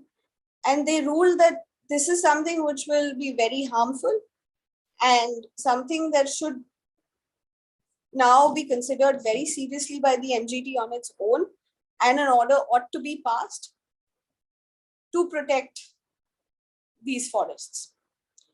NGT has also cancelled the permissions given by the Ministry of Environment and Forest in many cases across the country. Like, for instance, they suspended the mining venture by Adani and Rajasthan Raja Vidyut Utpadan Nigam in a 1900 hectare forest land in Rajasthan, where they considered that that forest land was a very valuable piece of forest land, and mining activities would completely disrupt what was going on there. So these are the kind of interferences, if I may call it that, or interventions which are undertaken by the NGT to ensure that there is smooth and completely uninhibited, you know, uninhibited and good quality of life being provided to the flora and fauna in forest lands. So this is what I just wanted to give an overview of what the NGT does, what it stands for, and why it is important. Now there have also been, a lot of measures taken by the NGT to combat river pollution, for instance. So there have been a Ganga Bachao Andolan, which the NGT intervened with. There's been a Yamuna case, which was taken up by the NGT Delhi. There have been, closure of industries. So there was one very personal case close to home in the eastern region, where there are a lot of wildlife sanctuaries, biosphere reserves, eco-sensitive zones. So all of these things are defined by the Act. Now, if you have, say, a mining unit or an industrial unit within 1 kilometer radius of an eco-sensitive zone, then you're not allowed to operate those industries. So this caused, you also have to look at the flip side. This caused a lot of losses to the industries because they were not given any warning. The NGT one fine day just came up, passed an order saying that, you cannot have industrial establishments within 1 kilometer of the eco-sensitive zone. Please shut it down. But they were not given any compensation. They were not given any opportunity to show cause, which is against the principles of natural justice, because every time there is an order which is restrictive or is against you, you have to be given an opportunity to be heard. You have to be able to present your side of the case and say why it is right for you to continue that establishment. At least an opportunity to be heard ought to have been given, but that was not given. So in a lot of cases in Eastern India, there have been, direct closures of industrial establishments because they have been within 1 kilometer radius of an eco-sensitive zone. So there are a lot of appeals which are pending. A lot of industrial establishments want compensation or are trying to challenge the fact that they even fall within an eco-sensitive zone. So these are interesting areas that we encounter when we are involved in these cases. So, sir, that's all from my end. I think this is a hyper-technical session and, there are kids here, so I wouldn't like to bore them. But, of course, I'm happy to take questions if there are any. Rashmi, they are not kids. You were kid at that age. They are very, very grown-up people. You know the kind of things they are doing. They are turning around things and they're challenging people with audacity. Undoubtedly so, and there's absolutely no doubt about that. I'll be so happy that, what happened that in when Corona hits us in 2020, when we are celebrating 20 years of NO, we did not know how to go about it because we stopped physical conferences. We couldn't go anywhere. Everybody was confined. We did not have practice with Zoom also. So we came up with the idea because, in NO, we have around a network of around 150 countries. So we thought, and we had tree planting session, if you remember that. So on the tree planting on 21st September, which is also International Day of Peace of United Nations, we thought we'll hold a 24-hour session and we'll connect. We'll take a tree planting from where the sun rises first, that is one island in New Zealand, and we'll follow it up around 24 hours. So it was like a crazy session, and they said, you're just crazy about it, but it went on. And then we did again for next year on World Environment Day, and we got supported by the United Nations Environment Program. And then we realized that we have the greatest potential to connect youth and students to around the world with organizations, individuals, every single person who is of some import to the environmental sector. And because today's environmental requirements need people from all walks of life, lawyers, doctors, practitioners, laborers, malis, sweepers, everybody, because it is all of us.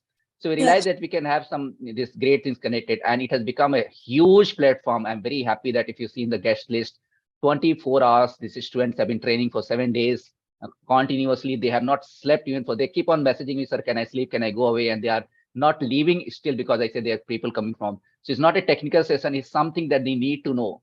When you have time, and I have an authority because you are my student, I will get you the entire day to interact with them. They need to know what are the laws in the country, what empowerment they have.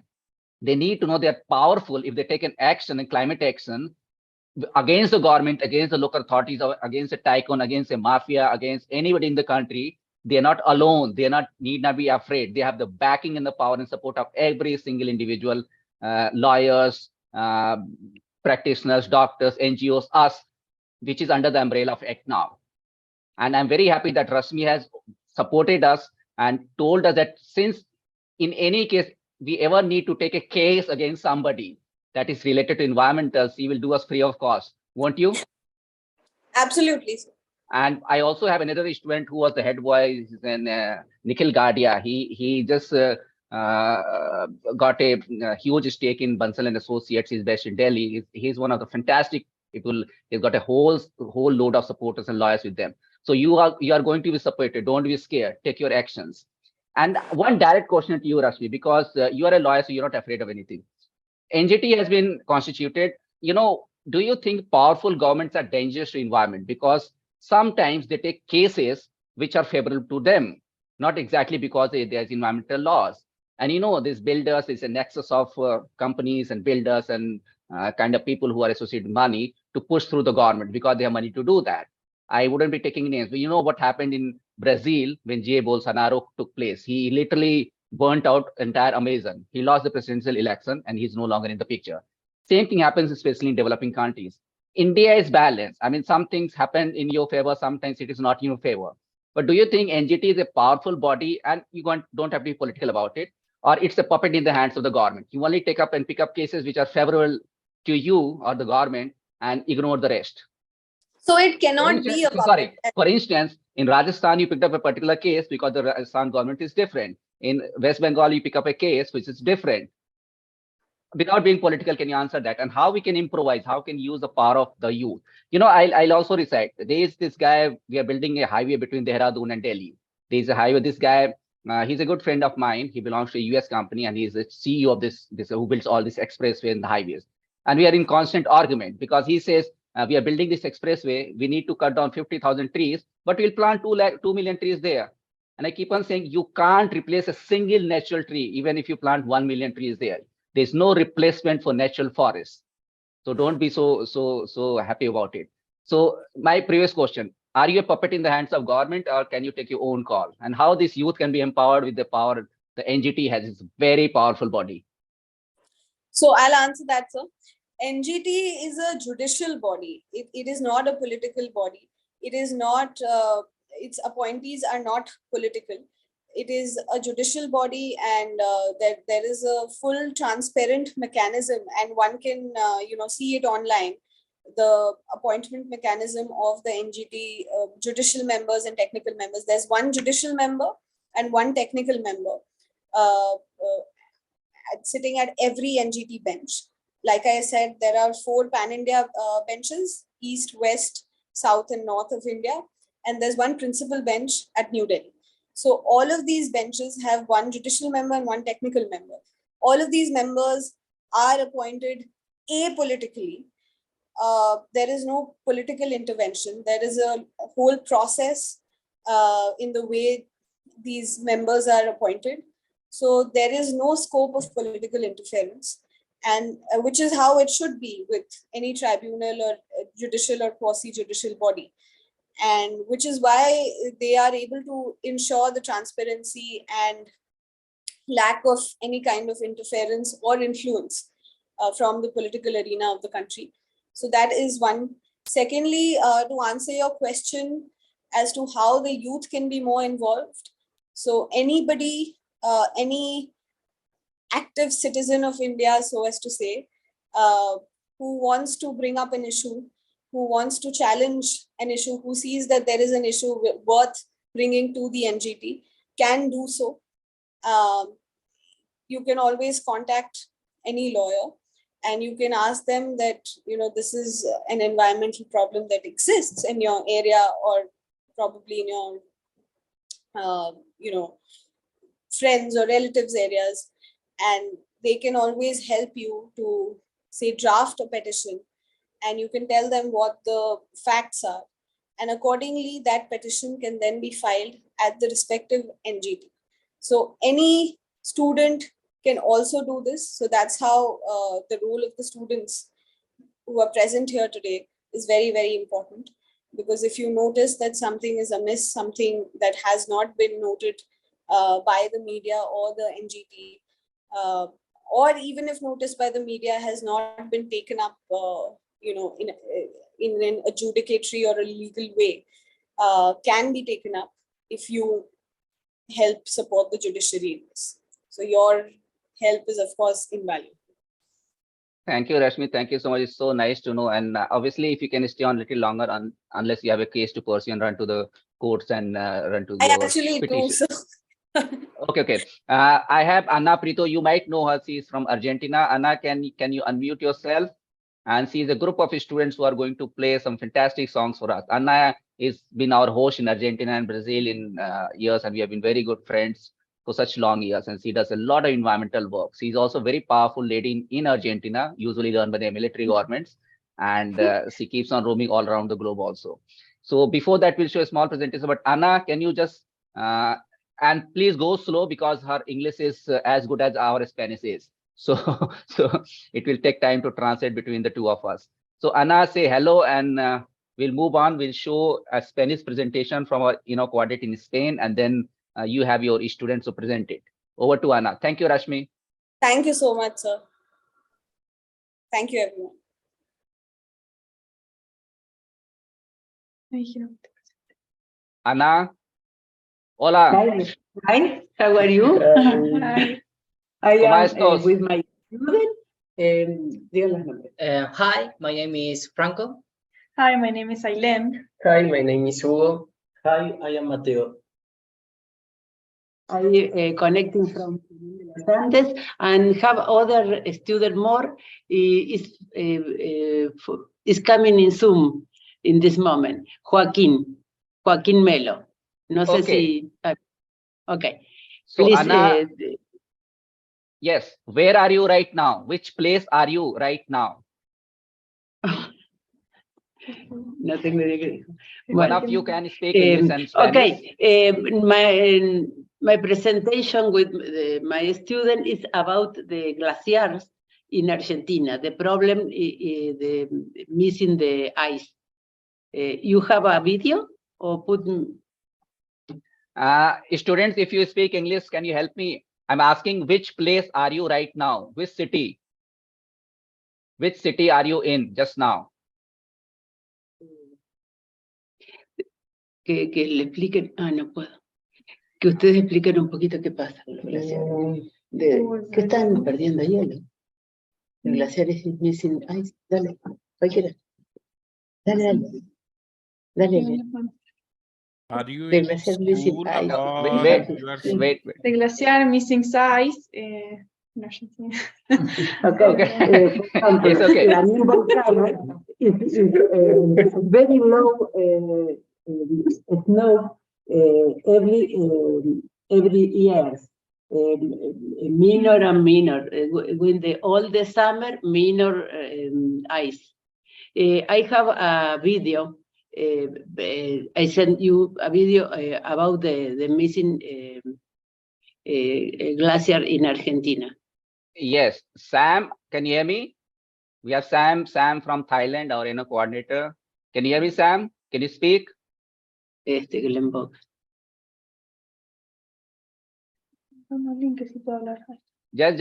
hang on. Can you hear me, Sam? Hello. Yes, I can hear you now. Okay, so you're translating from Spanish to English and English to Spanish. Not very well. I will do word by word. Okay, Anna. Some translate Spanish. Go to I don't know. Speak Spanish. Okay. Wait, Anna. I'm bringing somebody. Wait. Anna, We have. Anna. Wait. Who's that? Wait, Sam. Wait. Okay. we have Dr. Norma from Mexico, and she is the advisor to the Climate Council, the president of Mexico. And now Norma is going to play translator. So Norma, Spanish to English, please. I'm asking Okay. Anna. Well, Anna is a very good friend of mine for 20 years now. She is in Argentina. She does some fantastic work with the students and all around the globe. So I'm asking which city she is in currently with the students. Can you translate that for her? okay, they are telling you that they are in Argentina and they're going to talk about the glaciers that they are missing every year, little by little. Doctora Ana, buenas noches, tardes, noches, bueno, para ustedes también noches ya como nosotros. Yo soy Norma, puede usted comentarme lo que quiera, yo lo traduzco. Ok, bueno, muchas gracias. Gracias, Norma. De nada. Le estaba diciendo que si puede poner el video que le habíamos enviado o que me deje ponerlo Okay. desde acá. Okay. Do you have the video, Rajiv? Norma, tell her I'm going to play a presentation from Spain first. That is from a Spanish coordinator, Zoe Luis Baba. Okay. And then after, Okay, I will okay. give the platform to Anna and the students. Okay, thank you. Sí, van a presentar primero el video de la plataforma de España y después vienen ustedes con su video. ¿Está bien? Ok. So, JK Gracias. sir, can you play Thank you. V47 track? V47, yes. Esta es nuestra presentación sobre cómo fue el vertedero incontrolado de Firgas, casualidad o causalidad. Aquí se pueden ver distintas fotos de lo que fue el vertedero y de lo que es ahora. Se ve que nuestro instituto estaba muy cerca, por lo cual esto no podía estar sucediendo, ya que habían complicaciones con alumnos y así, porque afectaban a la salud de las personas. Objetivos: legislación, seguimiento fotográfico, motivación del alumnado y familias a través de encuestas, contaminación y el ayuntamiento e IE. Legislación nacional. Según el decreto 29 de 2002, por el que se regula el funcionamiento de las instalaciones denominadas puntos limpios, esto no podía estar pasando. Y según las instituciones locales, es decir, el cabildo, se llevará a cabo sin poner en peligro la salud humana o los olores y sin atentar contra los paisajes y lugares de especial interés. Esto estaba afectando. Por lo cual, por todas estas razones, no podíamos tener una acumulación de residuos como neumáticos, uralita, electrodomésticos al lado del centro educativo. Casos similares. Esto también pasó en otros sitios como Torrelaguna, Logroño, San José de las Fuentes y Ojos de Moya en Cuenca. Situación inicial: un seguimiento fotográfico del satélite de Grafcam, en el que se ve que primero había naturaleza, fue quitándose la naturaleza. En 2016 empieza a haber basura. En 2019 un poco más de lo mismo. En 2021 aumenta y en 2022 aumentó una barbaridad, por lo cual se vio que no se podía seguir haciendo esto. Seguimiento realizado por el alumno. Segundo, fueron haciendo distintas infografías en distintos meses para que se fuera viendo qué iba pasando. Se fueron haciendo más infografías y después se hicieron por el curso de primero de la ESO encuestas y motivación de residuos. Fueron haciendo gráficas y esto lo hicieron para que la gente tuviera más conciencia de lo que estaba pasando. Se les hizo especialmente a familias y a cuarto de la ESO, en el cual la gráfica se vio que mucha gente no sabía. Después, según la visión del alumnado de plástica, hicieron fotografías, es decir, sacaron fotografías de Laurisilva y las decidieron pintar como de revelación por lo que no se podía estar pasando. Análisis del suelo. No se pudo realizar, el ayuntamiento no permitió tomar muestras del suelo. Durante los próximos años veremos si las plantas recolocan la zona. Y por supuesto, se realizarán algún tipo de análisis al suelo y en las zonas más bajas alrededor. Situación actual. Primero, había mucha basura. la fueron recolocando, empiezan a haber camiones y la empiezan a quitar y finalmente la colocan todo muchísimo mejor y la basura desaparece. Aquí podemos ver un vídeo del segundo B en el que muestran todo lo que fue pasando.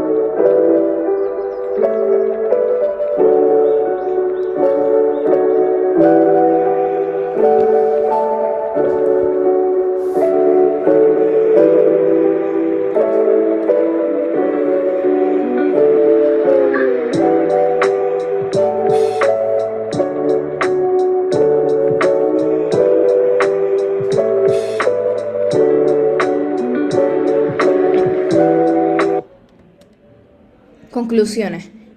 El objetivo del proyecto se ha conseguido. El alumnado ha participado en la presión ciudadana sobre la zona. La realización de encuestas han servido para concienciar. Las familias indirectamente han influido para que se limpiara. Y el ayuntamiento, consciente de la importancia de la situación, ha trabajado para limpiar la zona. Y esta es nuestra presentación del vertedero.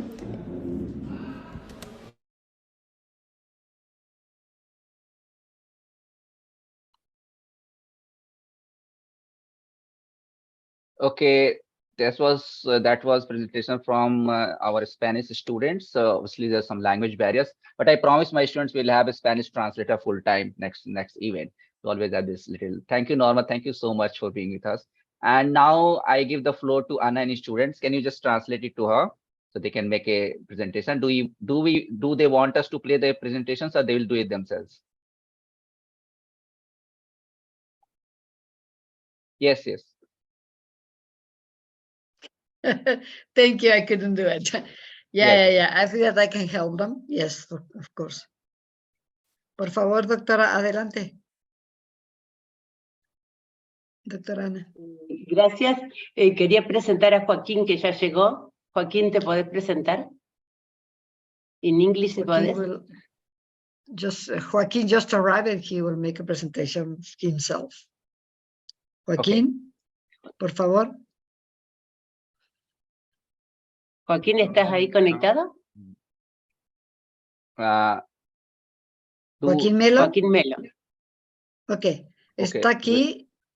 Can you open ¿puedes abrir tu micrófono, Joaquín, por favor, para que contestes? Hi, my name is Joaquín Melo. Hello. Hola. Hi. Hola, Joaquín. ¿Cómo estás? Joaquín está en otra ciudad, está en Neuquén y nosotros en Junín de los Andes. Muy bien, adelante. Bueno, vamos a presentar ahora el video de los glaciares y después, si quieren, nos pueden hacer preguntas. Okay. You're going to show the video, Rajiv? Yeah, I'll show. Should we show the video ourselves? Yes, please. Yes. Okay. The video from glaciers. Can I request JK sir to play V48 Glaciers de Argentina? Thank you. Somos Franco, Joaquín, Hugo, Ailén y Mateo, integrantes del Club de Ciencia Huachulasquen de Junín de los Andes, Argentina. Queremos presentarle el problema de la pérdida de hielo en los glaciares de Argentina. Los glaciares más famosos son el glaciar Perito Moreno y el glaciar Uppsala. Según el último atlas de glaciares, Argentina tiene una superficie de 8.400 km² de hielo, localizados a lo largo de la cordillera de los Andes que aportan agua a 36 cuencas hídricas. Muchas ciudades grandes dependen del agua de los glaciares al menos en una parte del año. El aumento de la temperatura global está derritiendo los glaciares de Argentina a un ritmo alarmante. El gráfico de la derecha muestra el aumento de la temperatura global y el de la izquierda la disminución del hielo. Los glaciares son el ejemplo más visible del impacto del cambio climático. La falta de nieve y las altas temperaturas están acelerando el proceso de derretimiento. Si no se toman medidas para reducir las emisiones de gases invernaderos, los glaciares desaparecerán en pocos años. Las actividades humanas tienen un impacto directo en los glaciares. Por ejemplo, la minería trabaja en ambientes muy cercanos a los glaciares y utiliza el agua proveniente de los glaciares. Las emisiones de gases invernadero contribuyen al aumento de las temperaturas. La deforestación elimina los árboles que capturan el dióxido de carbono, por lo tanto quedan más gases invernadero en la atmósfera. Los impactos están a la vista. En este caso, estamos viendo la diferencia en la cantidad de hielo en el volcán Lanín entre la foto tomada en 1896 y la tomada en 2017. En la imagen de satélite vemos que el volcán Lanín tenía más cantidad de nieve en 1987 que en el mismo mes en 2023. Aquí tenemos el caso del glaciar Viedma con fotos de 1930 y 2008, donde se aprecia la pérdida de hielo en el frente del glaciar. En la imagen de satélite se observa claramente el retroceso del hielo entre 1999 y 2023. El glaciar del Humo también ha perdido mucho hielo. El agua proveniente de este glaciar se utiliza para riego y producción industrial. En las imágenes satelitales se observa la pérdida de hielo en el glaciar y en las montañas cercanas entre los años 1989 y 2023. El glaciar de Piedras Blancas también ha perdido hielo entre 1945 y 2016. En las imágenes satelitales se puede observar que en 1986 se extendía dentro de la laguna Piedras Blancas. Estas fotos de la pérdida de hielo del glaciar Uppsala entre 1931 y 2016 son muy famosas. El glaciar fue de los primeros donde se comenzó a detectar la pérdida de hielo. El mismo glaciar visto desde satélite se observaba el retroceso de la masa de hielo entre 1998 y 2023. El glaciar Ameghino también está experimentando pérdida de hielo. En este caso se observa en las fotos tomadas entre 1945 y 2015. Lo mismo se observa desde el satélite. No solo el retroceso del glaciar, sino también la pérdida de hielo en las montañas entre 1986 y 2021. Algunas consecuencias del retroceso de los glaciares son: disminuye la disponibilidad de agua para la producción agrícola, ganadera, industrial y minera. Afecta la cantidad y calidad del agua disponible para mantener la biodiversidad y los ecosistemas. Puede aumentar la frecuencia e intensidad de deslizamiento de tierra, avalanchadas y otros riesgos naturales. La disminución de la disponibilidad de agua puede afectar la salud y la calidad de vida de las personas que dependen del agua de los glaciares. ¿Qué podemos hacer? Tomar medidas para mitigar los efectos del cambio climático y proteger los glaciares.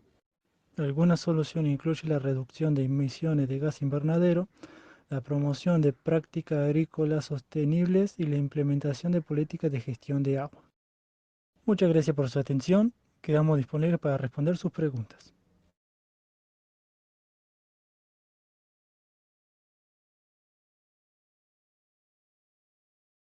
So that was, and can I request JK sir, there's one more presentation from Argentina.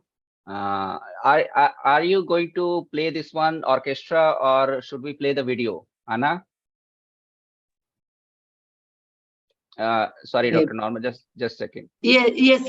Sí. Sí, Norma. Que si van a tocar la pieza o van a presentar otro video. Sí, vamos a presentar lo de la orquesta, pero no lo hicimos nosotros. Lo hizo el profesor Juan Carlos Iraola. Es una orquesta de la misma ciudad de Argentina, de Junín de los Andes, y bueno, es una orquesta armada por niños y jóvenes.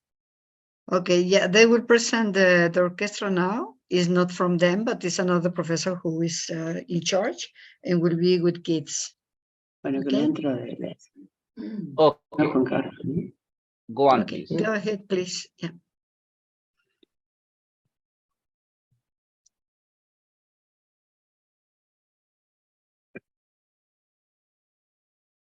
Start.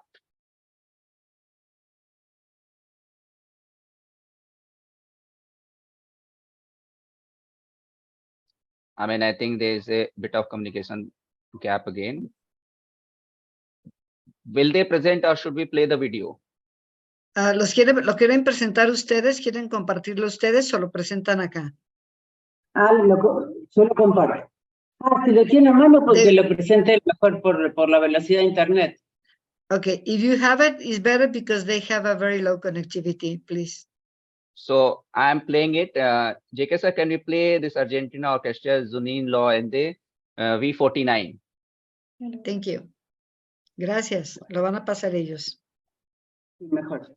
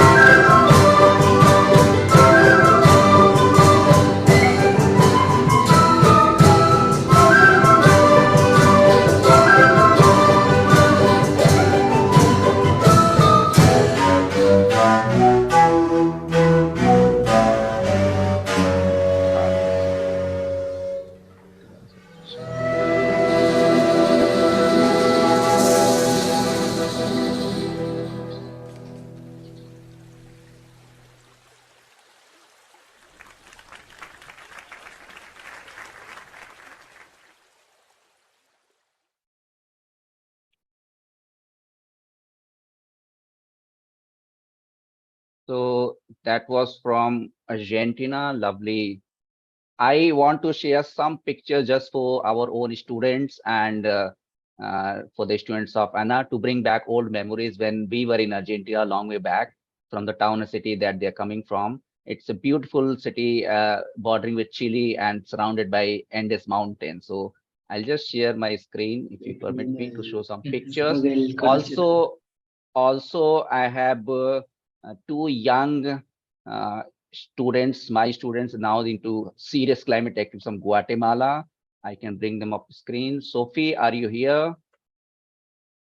Yes, let me put on screen first. I'm adding spotlight to you, and your mom is here too, Elijah, our Guatemala coordinator, lovely lady over there.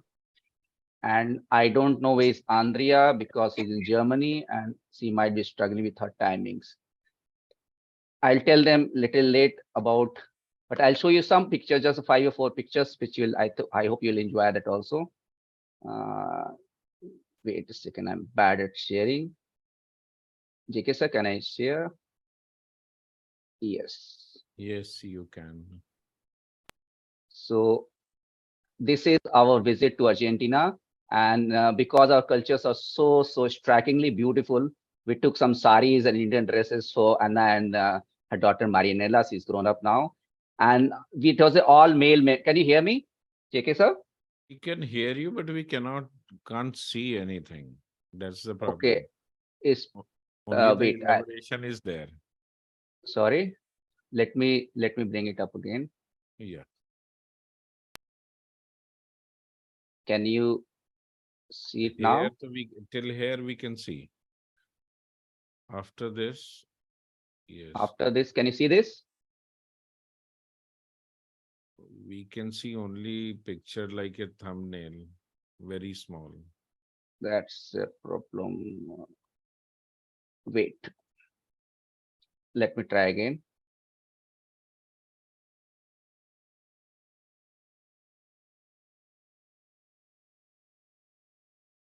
Can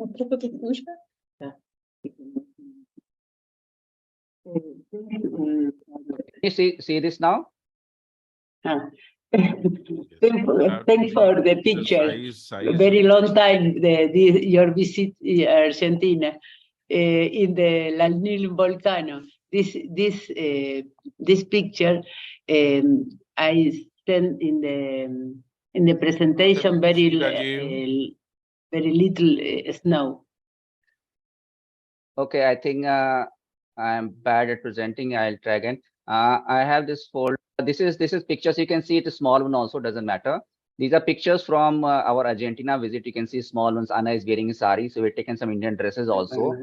And you can see this small picture next to a volcano. And this picture on the right side, I'll show it again sometimes during the show also. This is little Sophie and her sister Andrea when we had a meeting in Finland.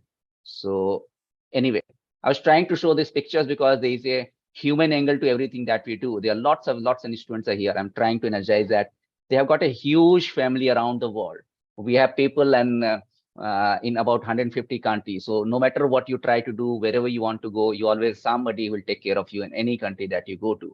And it's the same here also. Anybody who ever comes here, you're most welcome. Anna has been to India. She has been to our schools. She brought some students also. We had a fantastic integration together.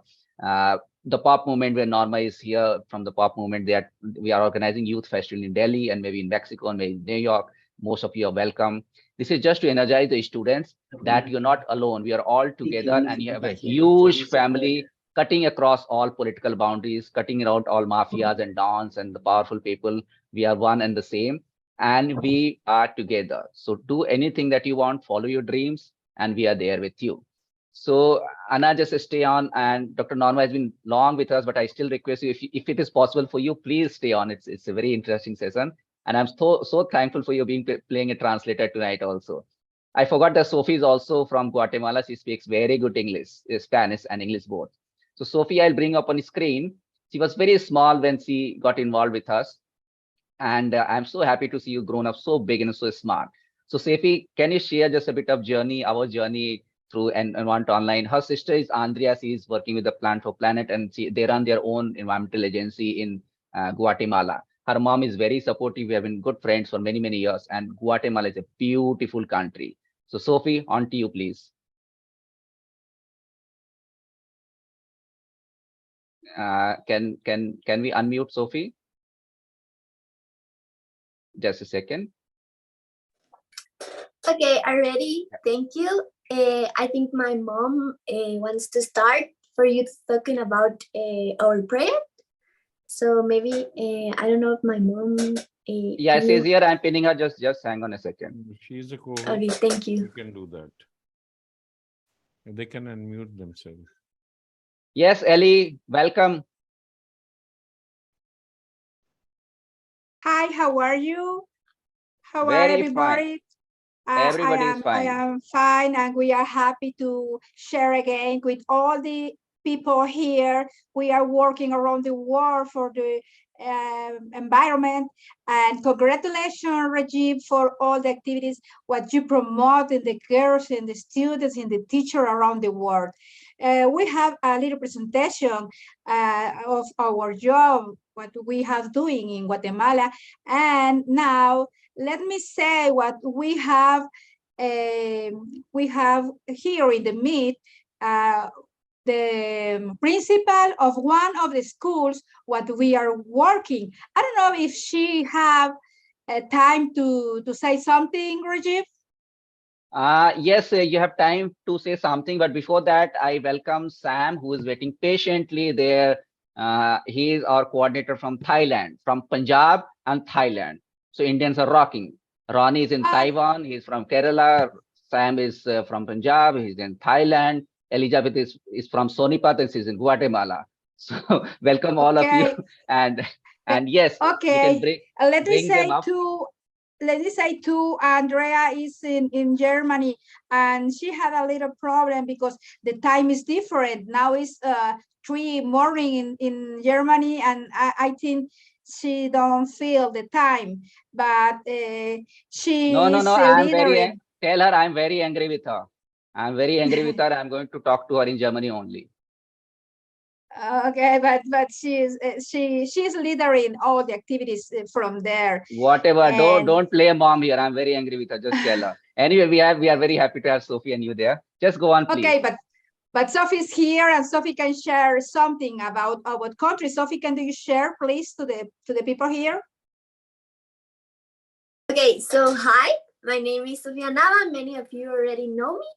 We have worked with ENO for many years, as Rahim said, when I was a child, and it has been a very nice and motivating experience. We had enriched experience through our work in Guatemala.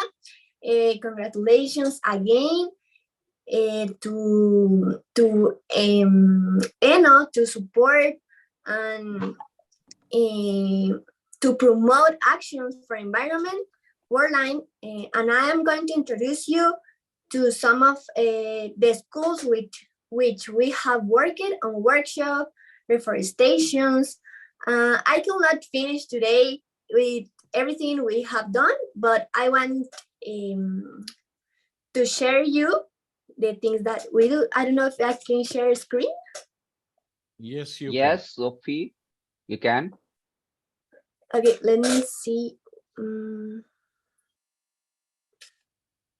You can share your screen, your house, your belongings, everything. Okay.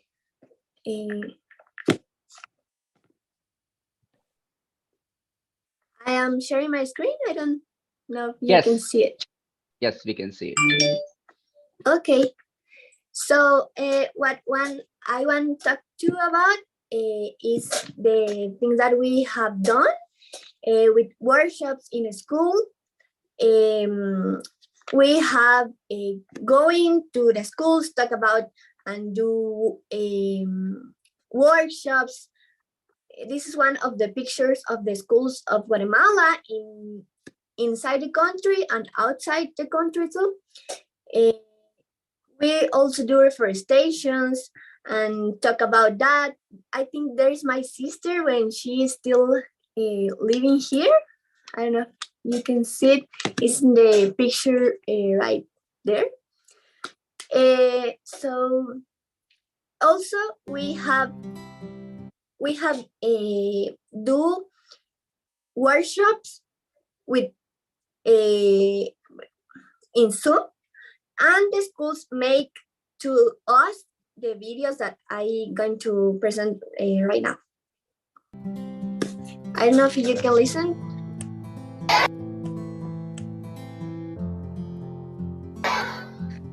My name is Fatima.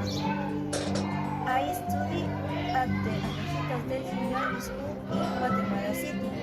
I appreciate to the opportunity to participate in this event to explain importance of the plastic to help the environment. I study at the Universitas in Guatemala City. I appreciate the opportunity to participate in this event to explain the importance of reducing plastic and environment.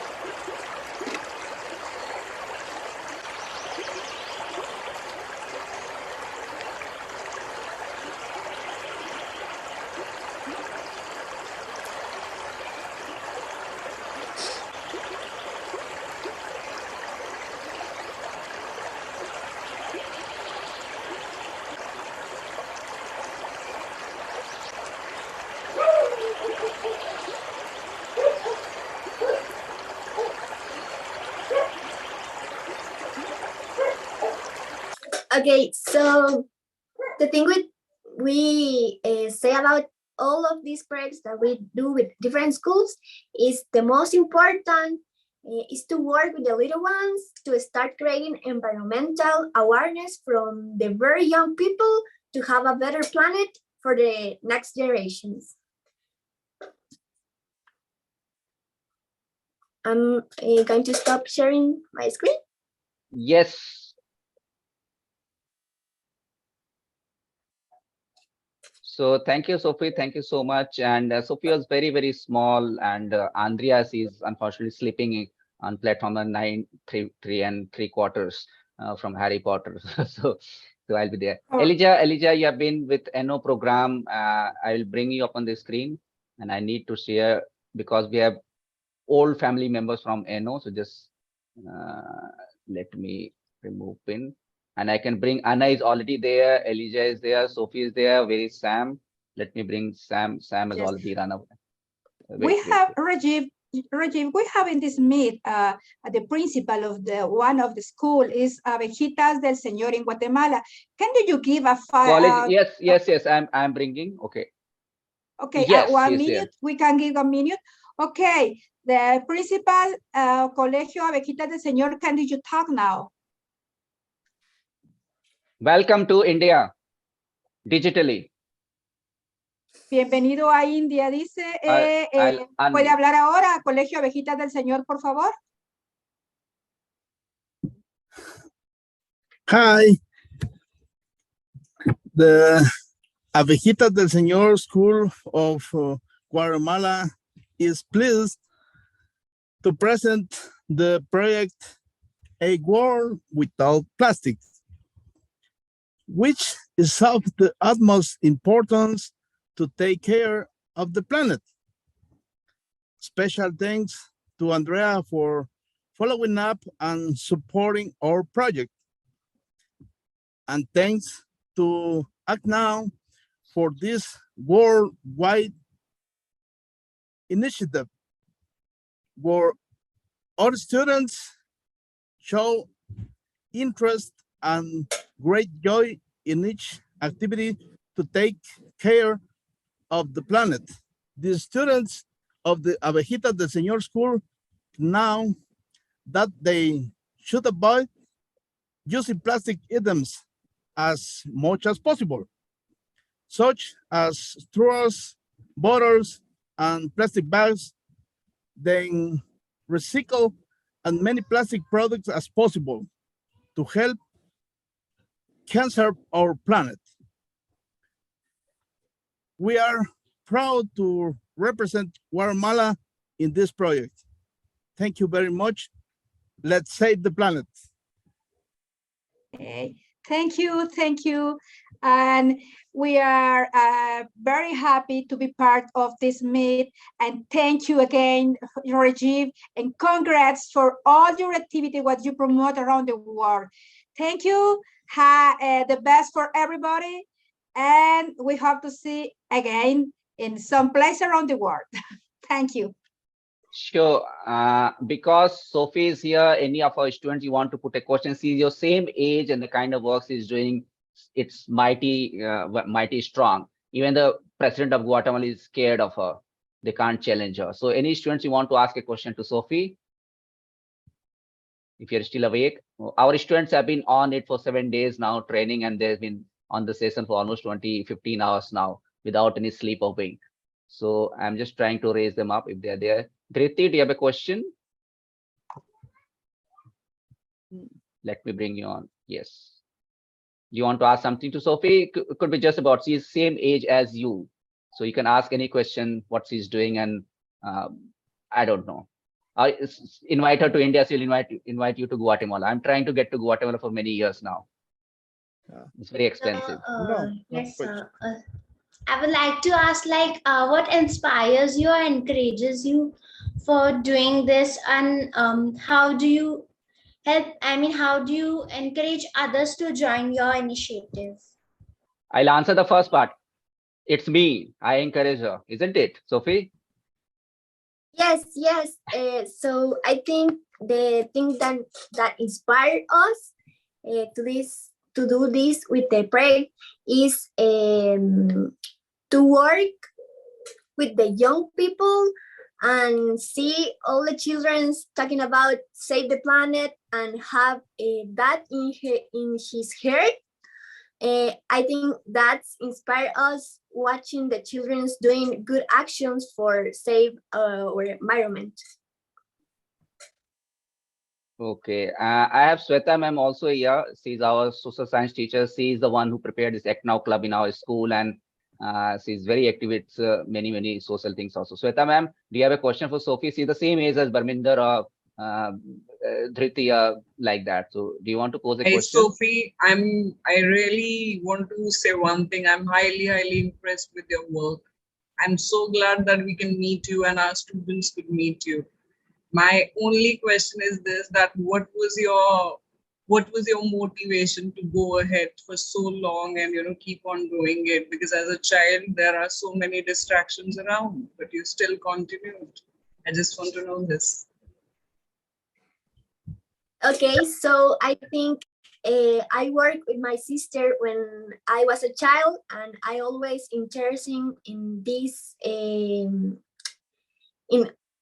all the things that makes the planet better. So it's for my interesting too. I want to know more and study more about this. So I think me and my sister, I want to know more every day and learn different things about all the things that we can do to save the planet and help the environment. So I think that's keep moving the interesting that we have. That's one I think thing. I already answered the first part. Sophie has a elder sister also. She's in Germany right now, working for the Plan for Planet and her own organization as well. She's studying also. So Sophie was very little and Andrea was little older when we first met in Finland. And I was the inspiration. Of course, he wouldn't acknowledge he's very shy from Guatemala, isn't it, Sophie? Sorry? I was the inspiration. Didn't you say that? I inspired you. I inspired Andrea and you. Yes, of course you. Yes, Great of going. course. So Okay. for the last thing that sorry. Go on, please. The last thing I want to share to you, maybe I can share my screen again. Yes, you can. It's the page of our project with my sister. So you can see there everything that we do, and we post. We can't see anything. Share it, please. Yes. Okay. Yes, now we can. Now we have it on Instagram, like Líderes por el Medio Ambiente. We put there everything that we just do. Go slow, please. Go back to the first screen. Go a little slow. Okay. Yes. The name is Líderes por el Medio Ambiente. We do tips, and we also put information about the things that we do, the projects that we do. We also, there you can see many composta tips and Zooms that we do. So there, if you want, you can follow our project and know more about the things that we do in Guatemala for the planet.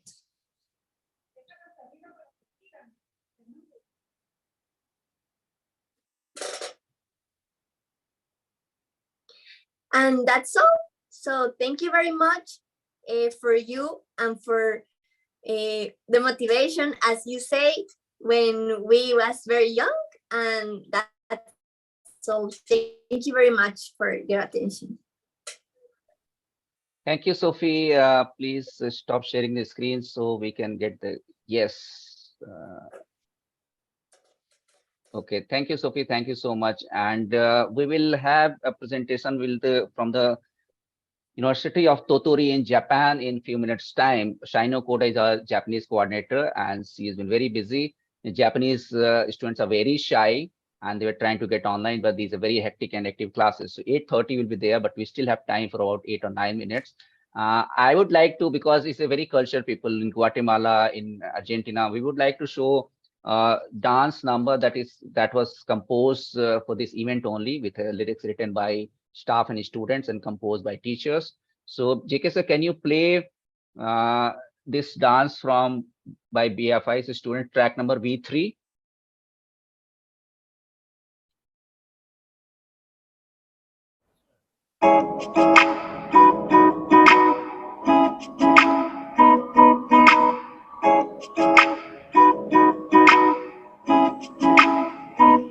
In a world full of waste, we can't stand down. It's a time to act now, turn things around. Every day, plastic pollution is choking our earth. Sustainable choices now give them birth.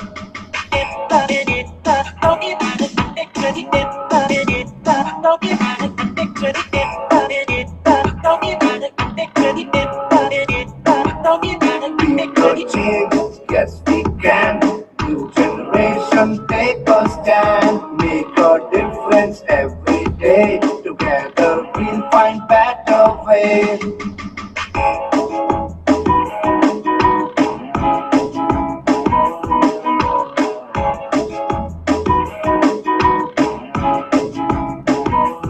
Imagine all the plastic used just once and thrown away. We can reduce, recycle to create a better day. Act now, make a difference, be the change you want to see. Our planet needs our help for a better world to be.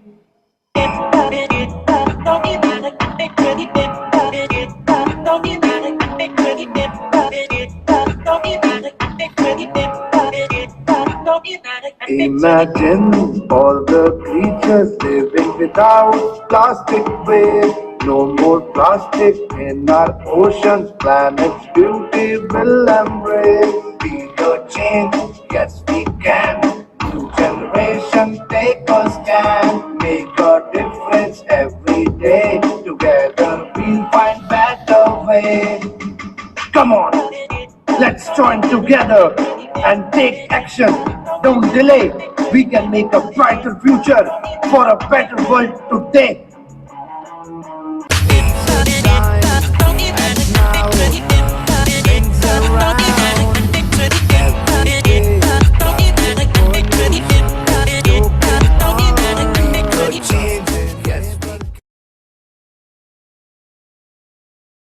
Thank you, JK sir. And we are 6 minutes away from closing our 7th session. So this is Mahmood 24-hour session, the 4th year running. And then we will get into the final session for 9 to 12 o'clock. All of those who are here, you are most requested to stay with us as long as possible. If possible, stay till the end of this 24-hour marathon meeting. I'll just outline some of the guests that are still to appear on the screen. We will have a presentation from the students and teachers from Tottori University of Environmental Studies in Japan. There's a beautiful prefecture over there as well. Then we'll be joined by some very great climate activists. Liz Priya Kangujam from Manipur. She started this campaign when she was just 6 years old. She's traveling to Italy. She studies for the students of NCR and Sonipat and Indian students. She studies in Ryan International School in Delhi. She just became the head girl of her school and she's all of 11 years now. So she's traveling quickly, but she so kindly sent her message and her video message also. And whenever possible, she will be with you. After that, we will play a video from our last year conference from Peter Edmund Hillary. If you know Edmund Hillary, he was the first person who climbed Mount Everest for the first time, humanly possible. And Peter Edmund Hillary is a mountaineer who has climbed all mountains in the world. And he's also trekked to Arctic Pole. He's trekked to every single place. He's trekked with Neil Armstrong, Sir Neil Armstrong also along with his father. And they were the first father and son duo to have climbed Mount Everest. So it's interesting video interaction from our earlier conferences, huge ones, you must see it. He's currently in Alaska trekking, so he can't be available online, but his video is there. Then we will be with Mathis Wakenagel, who started Global Footprint Network. There's a think tank of predicting how much resources we have on this planet and how fast we are consuming it. So they bring Earth Overshoot Day, which is essentially maps like you have money for your parents get salary for the month. And if you consume all your money in 10 days time, for 20 days, you're going to be hungry and no food and no clothes for you. So that is what we are doing with the planet. All the resources we have the entire year, we are consuming in just about 7 months. So their organization brings out exactly for each country and each continent, how much resources the country and continent using to put in perspective. So, and after that, we will have one of the greatest educators on climate today on this planet is Cohen Timbers. He's massively busy with his projects and climate action project that he started. He's an educator. He's a teacher like us. He's also one of the people behind Lego toys. If you know Lego, you must have played with it in your childhood.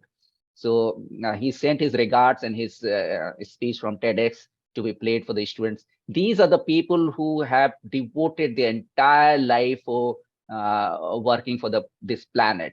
And if you think that environmental studies is something a boring career, your NEET and JEE and IITs and civil service are better than that, have a rethink at that. There's something that they're very cool people around the world.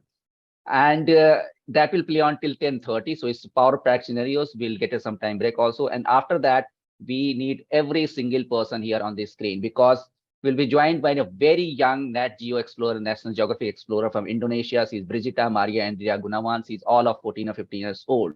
She's been just added to the National Geographic Young Explorer, since also she's the Youth Leadership Council of Earth Echo International. She will join us at 10:30 Indian time. After that, we have fabulous friend and lifelong friend from Finland, Mika Vananen. Together, we started this journey of Environment Online 2000. He initiated it, and we're like founder project. So 23 years of association, and he will join us, although it's pretty early in Finland, but he'll join at 11 o'clock. And then to close the session on a high note, we will join by United Nations Environment Program officially from Kenya. Their headquarters is in Kenya, South Africa, by Susan Gardner, who is the head of Ecosystem Division Environment Nations Environment Program. And she is somebody who can assist you, who can guide you, and who you can ask any questions, any direct questions. So this is a lineup remaining for the day today. So I'm thankful to all teachers, staff, everybody, especially the students. You have made our day. You have made our year. You have made our decade. You have made our century. You have made our life in this event. So we are 2 minutes away to Shino Koda's presentation. JK sir, at 8:30, maybe play this presentation from Shino Koda and students from Totori Environmental Studies in Japan. And then we get on to the other presentations. We will have interactive sessions. Students can take a rest when the videos are playing out little later on, but we need everybody between now and 12 o'clock. So JK sir, can you play V50 track?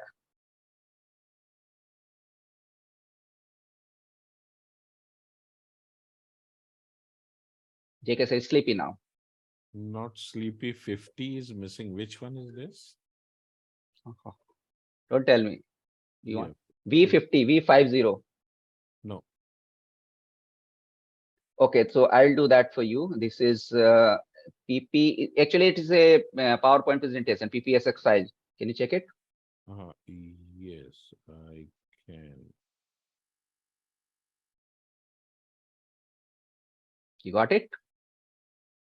Just a minute. Otherwise, China will ban our entry into Japan. No.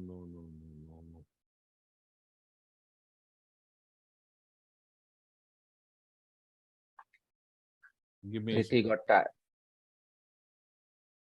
Is that okay? Just a minute. I have to open it. This PowerPoint. Currently, we have 32 participants in the session, and we need another 60. Yes. Can you see that? Dr. Koda Yes. and 6 students. In this presentation, I'll talk about what we are learning and If why it's possible to increase the sound a bit. communication is important in environmental protection. Hi everyone, I'm Reina Urata and I prepared this presentation. This is my third year working in environmental education for elementary through university students. As a recent activity, I discussed about sustainable society with the state assembly members. At first, I really appreciate Dr. Koda, Eno, and Ektanao for giving me this opportunity. Today, I'm going to make a presentation as a representative of Eno Japan student team.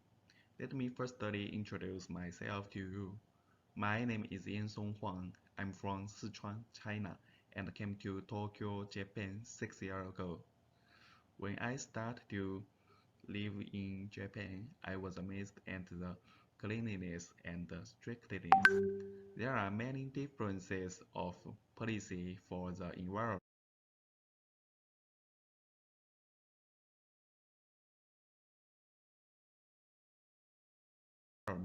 between Japan and China, which gave me a strong motivation to learn more about the environment for protecting my country and the world from pollution. So I decided to enter the faculty of Environment Studies and the Tottori University of Environmental Studies and studying very hard. After studying about the environment policy in Japan, I think the most different thing in protecting environment is the quality of communication among the stakeholders. For example, in China, we just wait the instructions from the government, and a few municipalities or companies can reduce the pollution spontaneously by harming their economies. But in Japan, not only the government, but also municipalities or companies, NPOs, and the local residents are positively participating in environmental protection. As you know, there is only one political party in China, so that it's difficult to express your opinion in China. Even if something is going on in a bad direction, most people wouldn't know that before it becomes a big issue. In Japan, there are many political parties and self-governing self-governing organizations. People in Japan can express their opinions by many ways, which can help Japan's ruling party solve environment problems fast and can help Japanese supervise the government.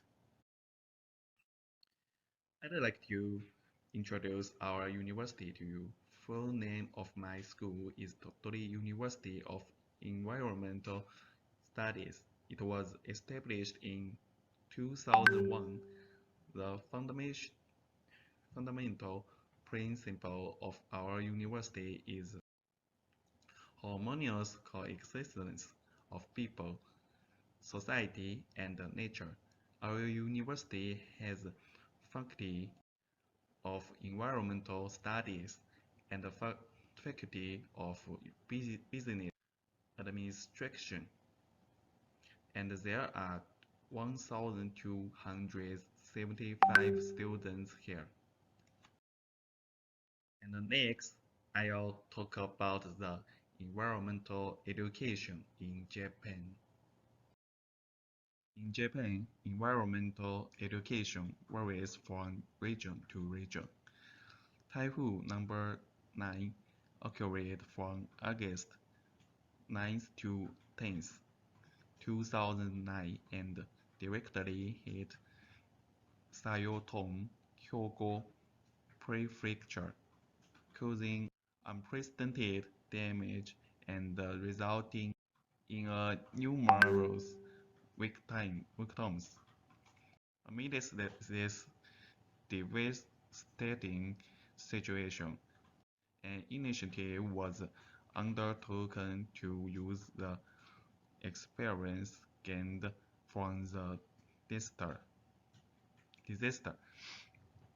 Environment education was promoted primarily at elementary and junior high school in Sayoton. One of the initiatives involved inviting experienced local residents to schools and having them share their personal experiences. Furthermore, in response to the Great East Japan earthquake that took place on March 11th, 2011, the town of Sayo endeavored to contribute to environmental education as a means of expressing gratitude to the volunteers who assisted during the disaster. This involved activity participating in environmental education through on-site visits and engaging in various reconstruction activities. When we were freshmen at the university, we conducted field work at Ulatome Beach in Totori. Our objective was to connect and examine a significant number of microplastics that were floating along the coastline of Ulatome Beach. The survey results indicated that secondary microplastics were more prevalent than primary microplastics. Furthermore, we observed a substantial amount of visible large plastics that had been improperly disposed of. We are studying group dynamics in college seminar. Group dynamics is a type of social psychology. It's a study of changing communicative values and norms for the better. We work on active improvement through collaborative practice. Our group uses the idea of group dynamics to study toward the realization of a sustainable society. Group dynamics use group psychology to think about what values people have and what actions they lead to. We use the group dynamics to learn every day and how it can contribute to future initiatives such as environmental education and community activities.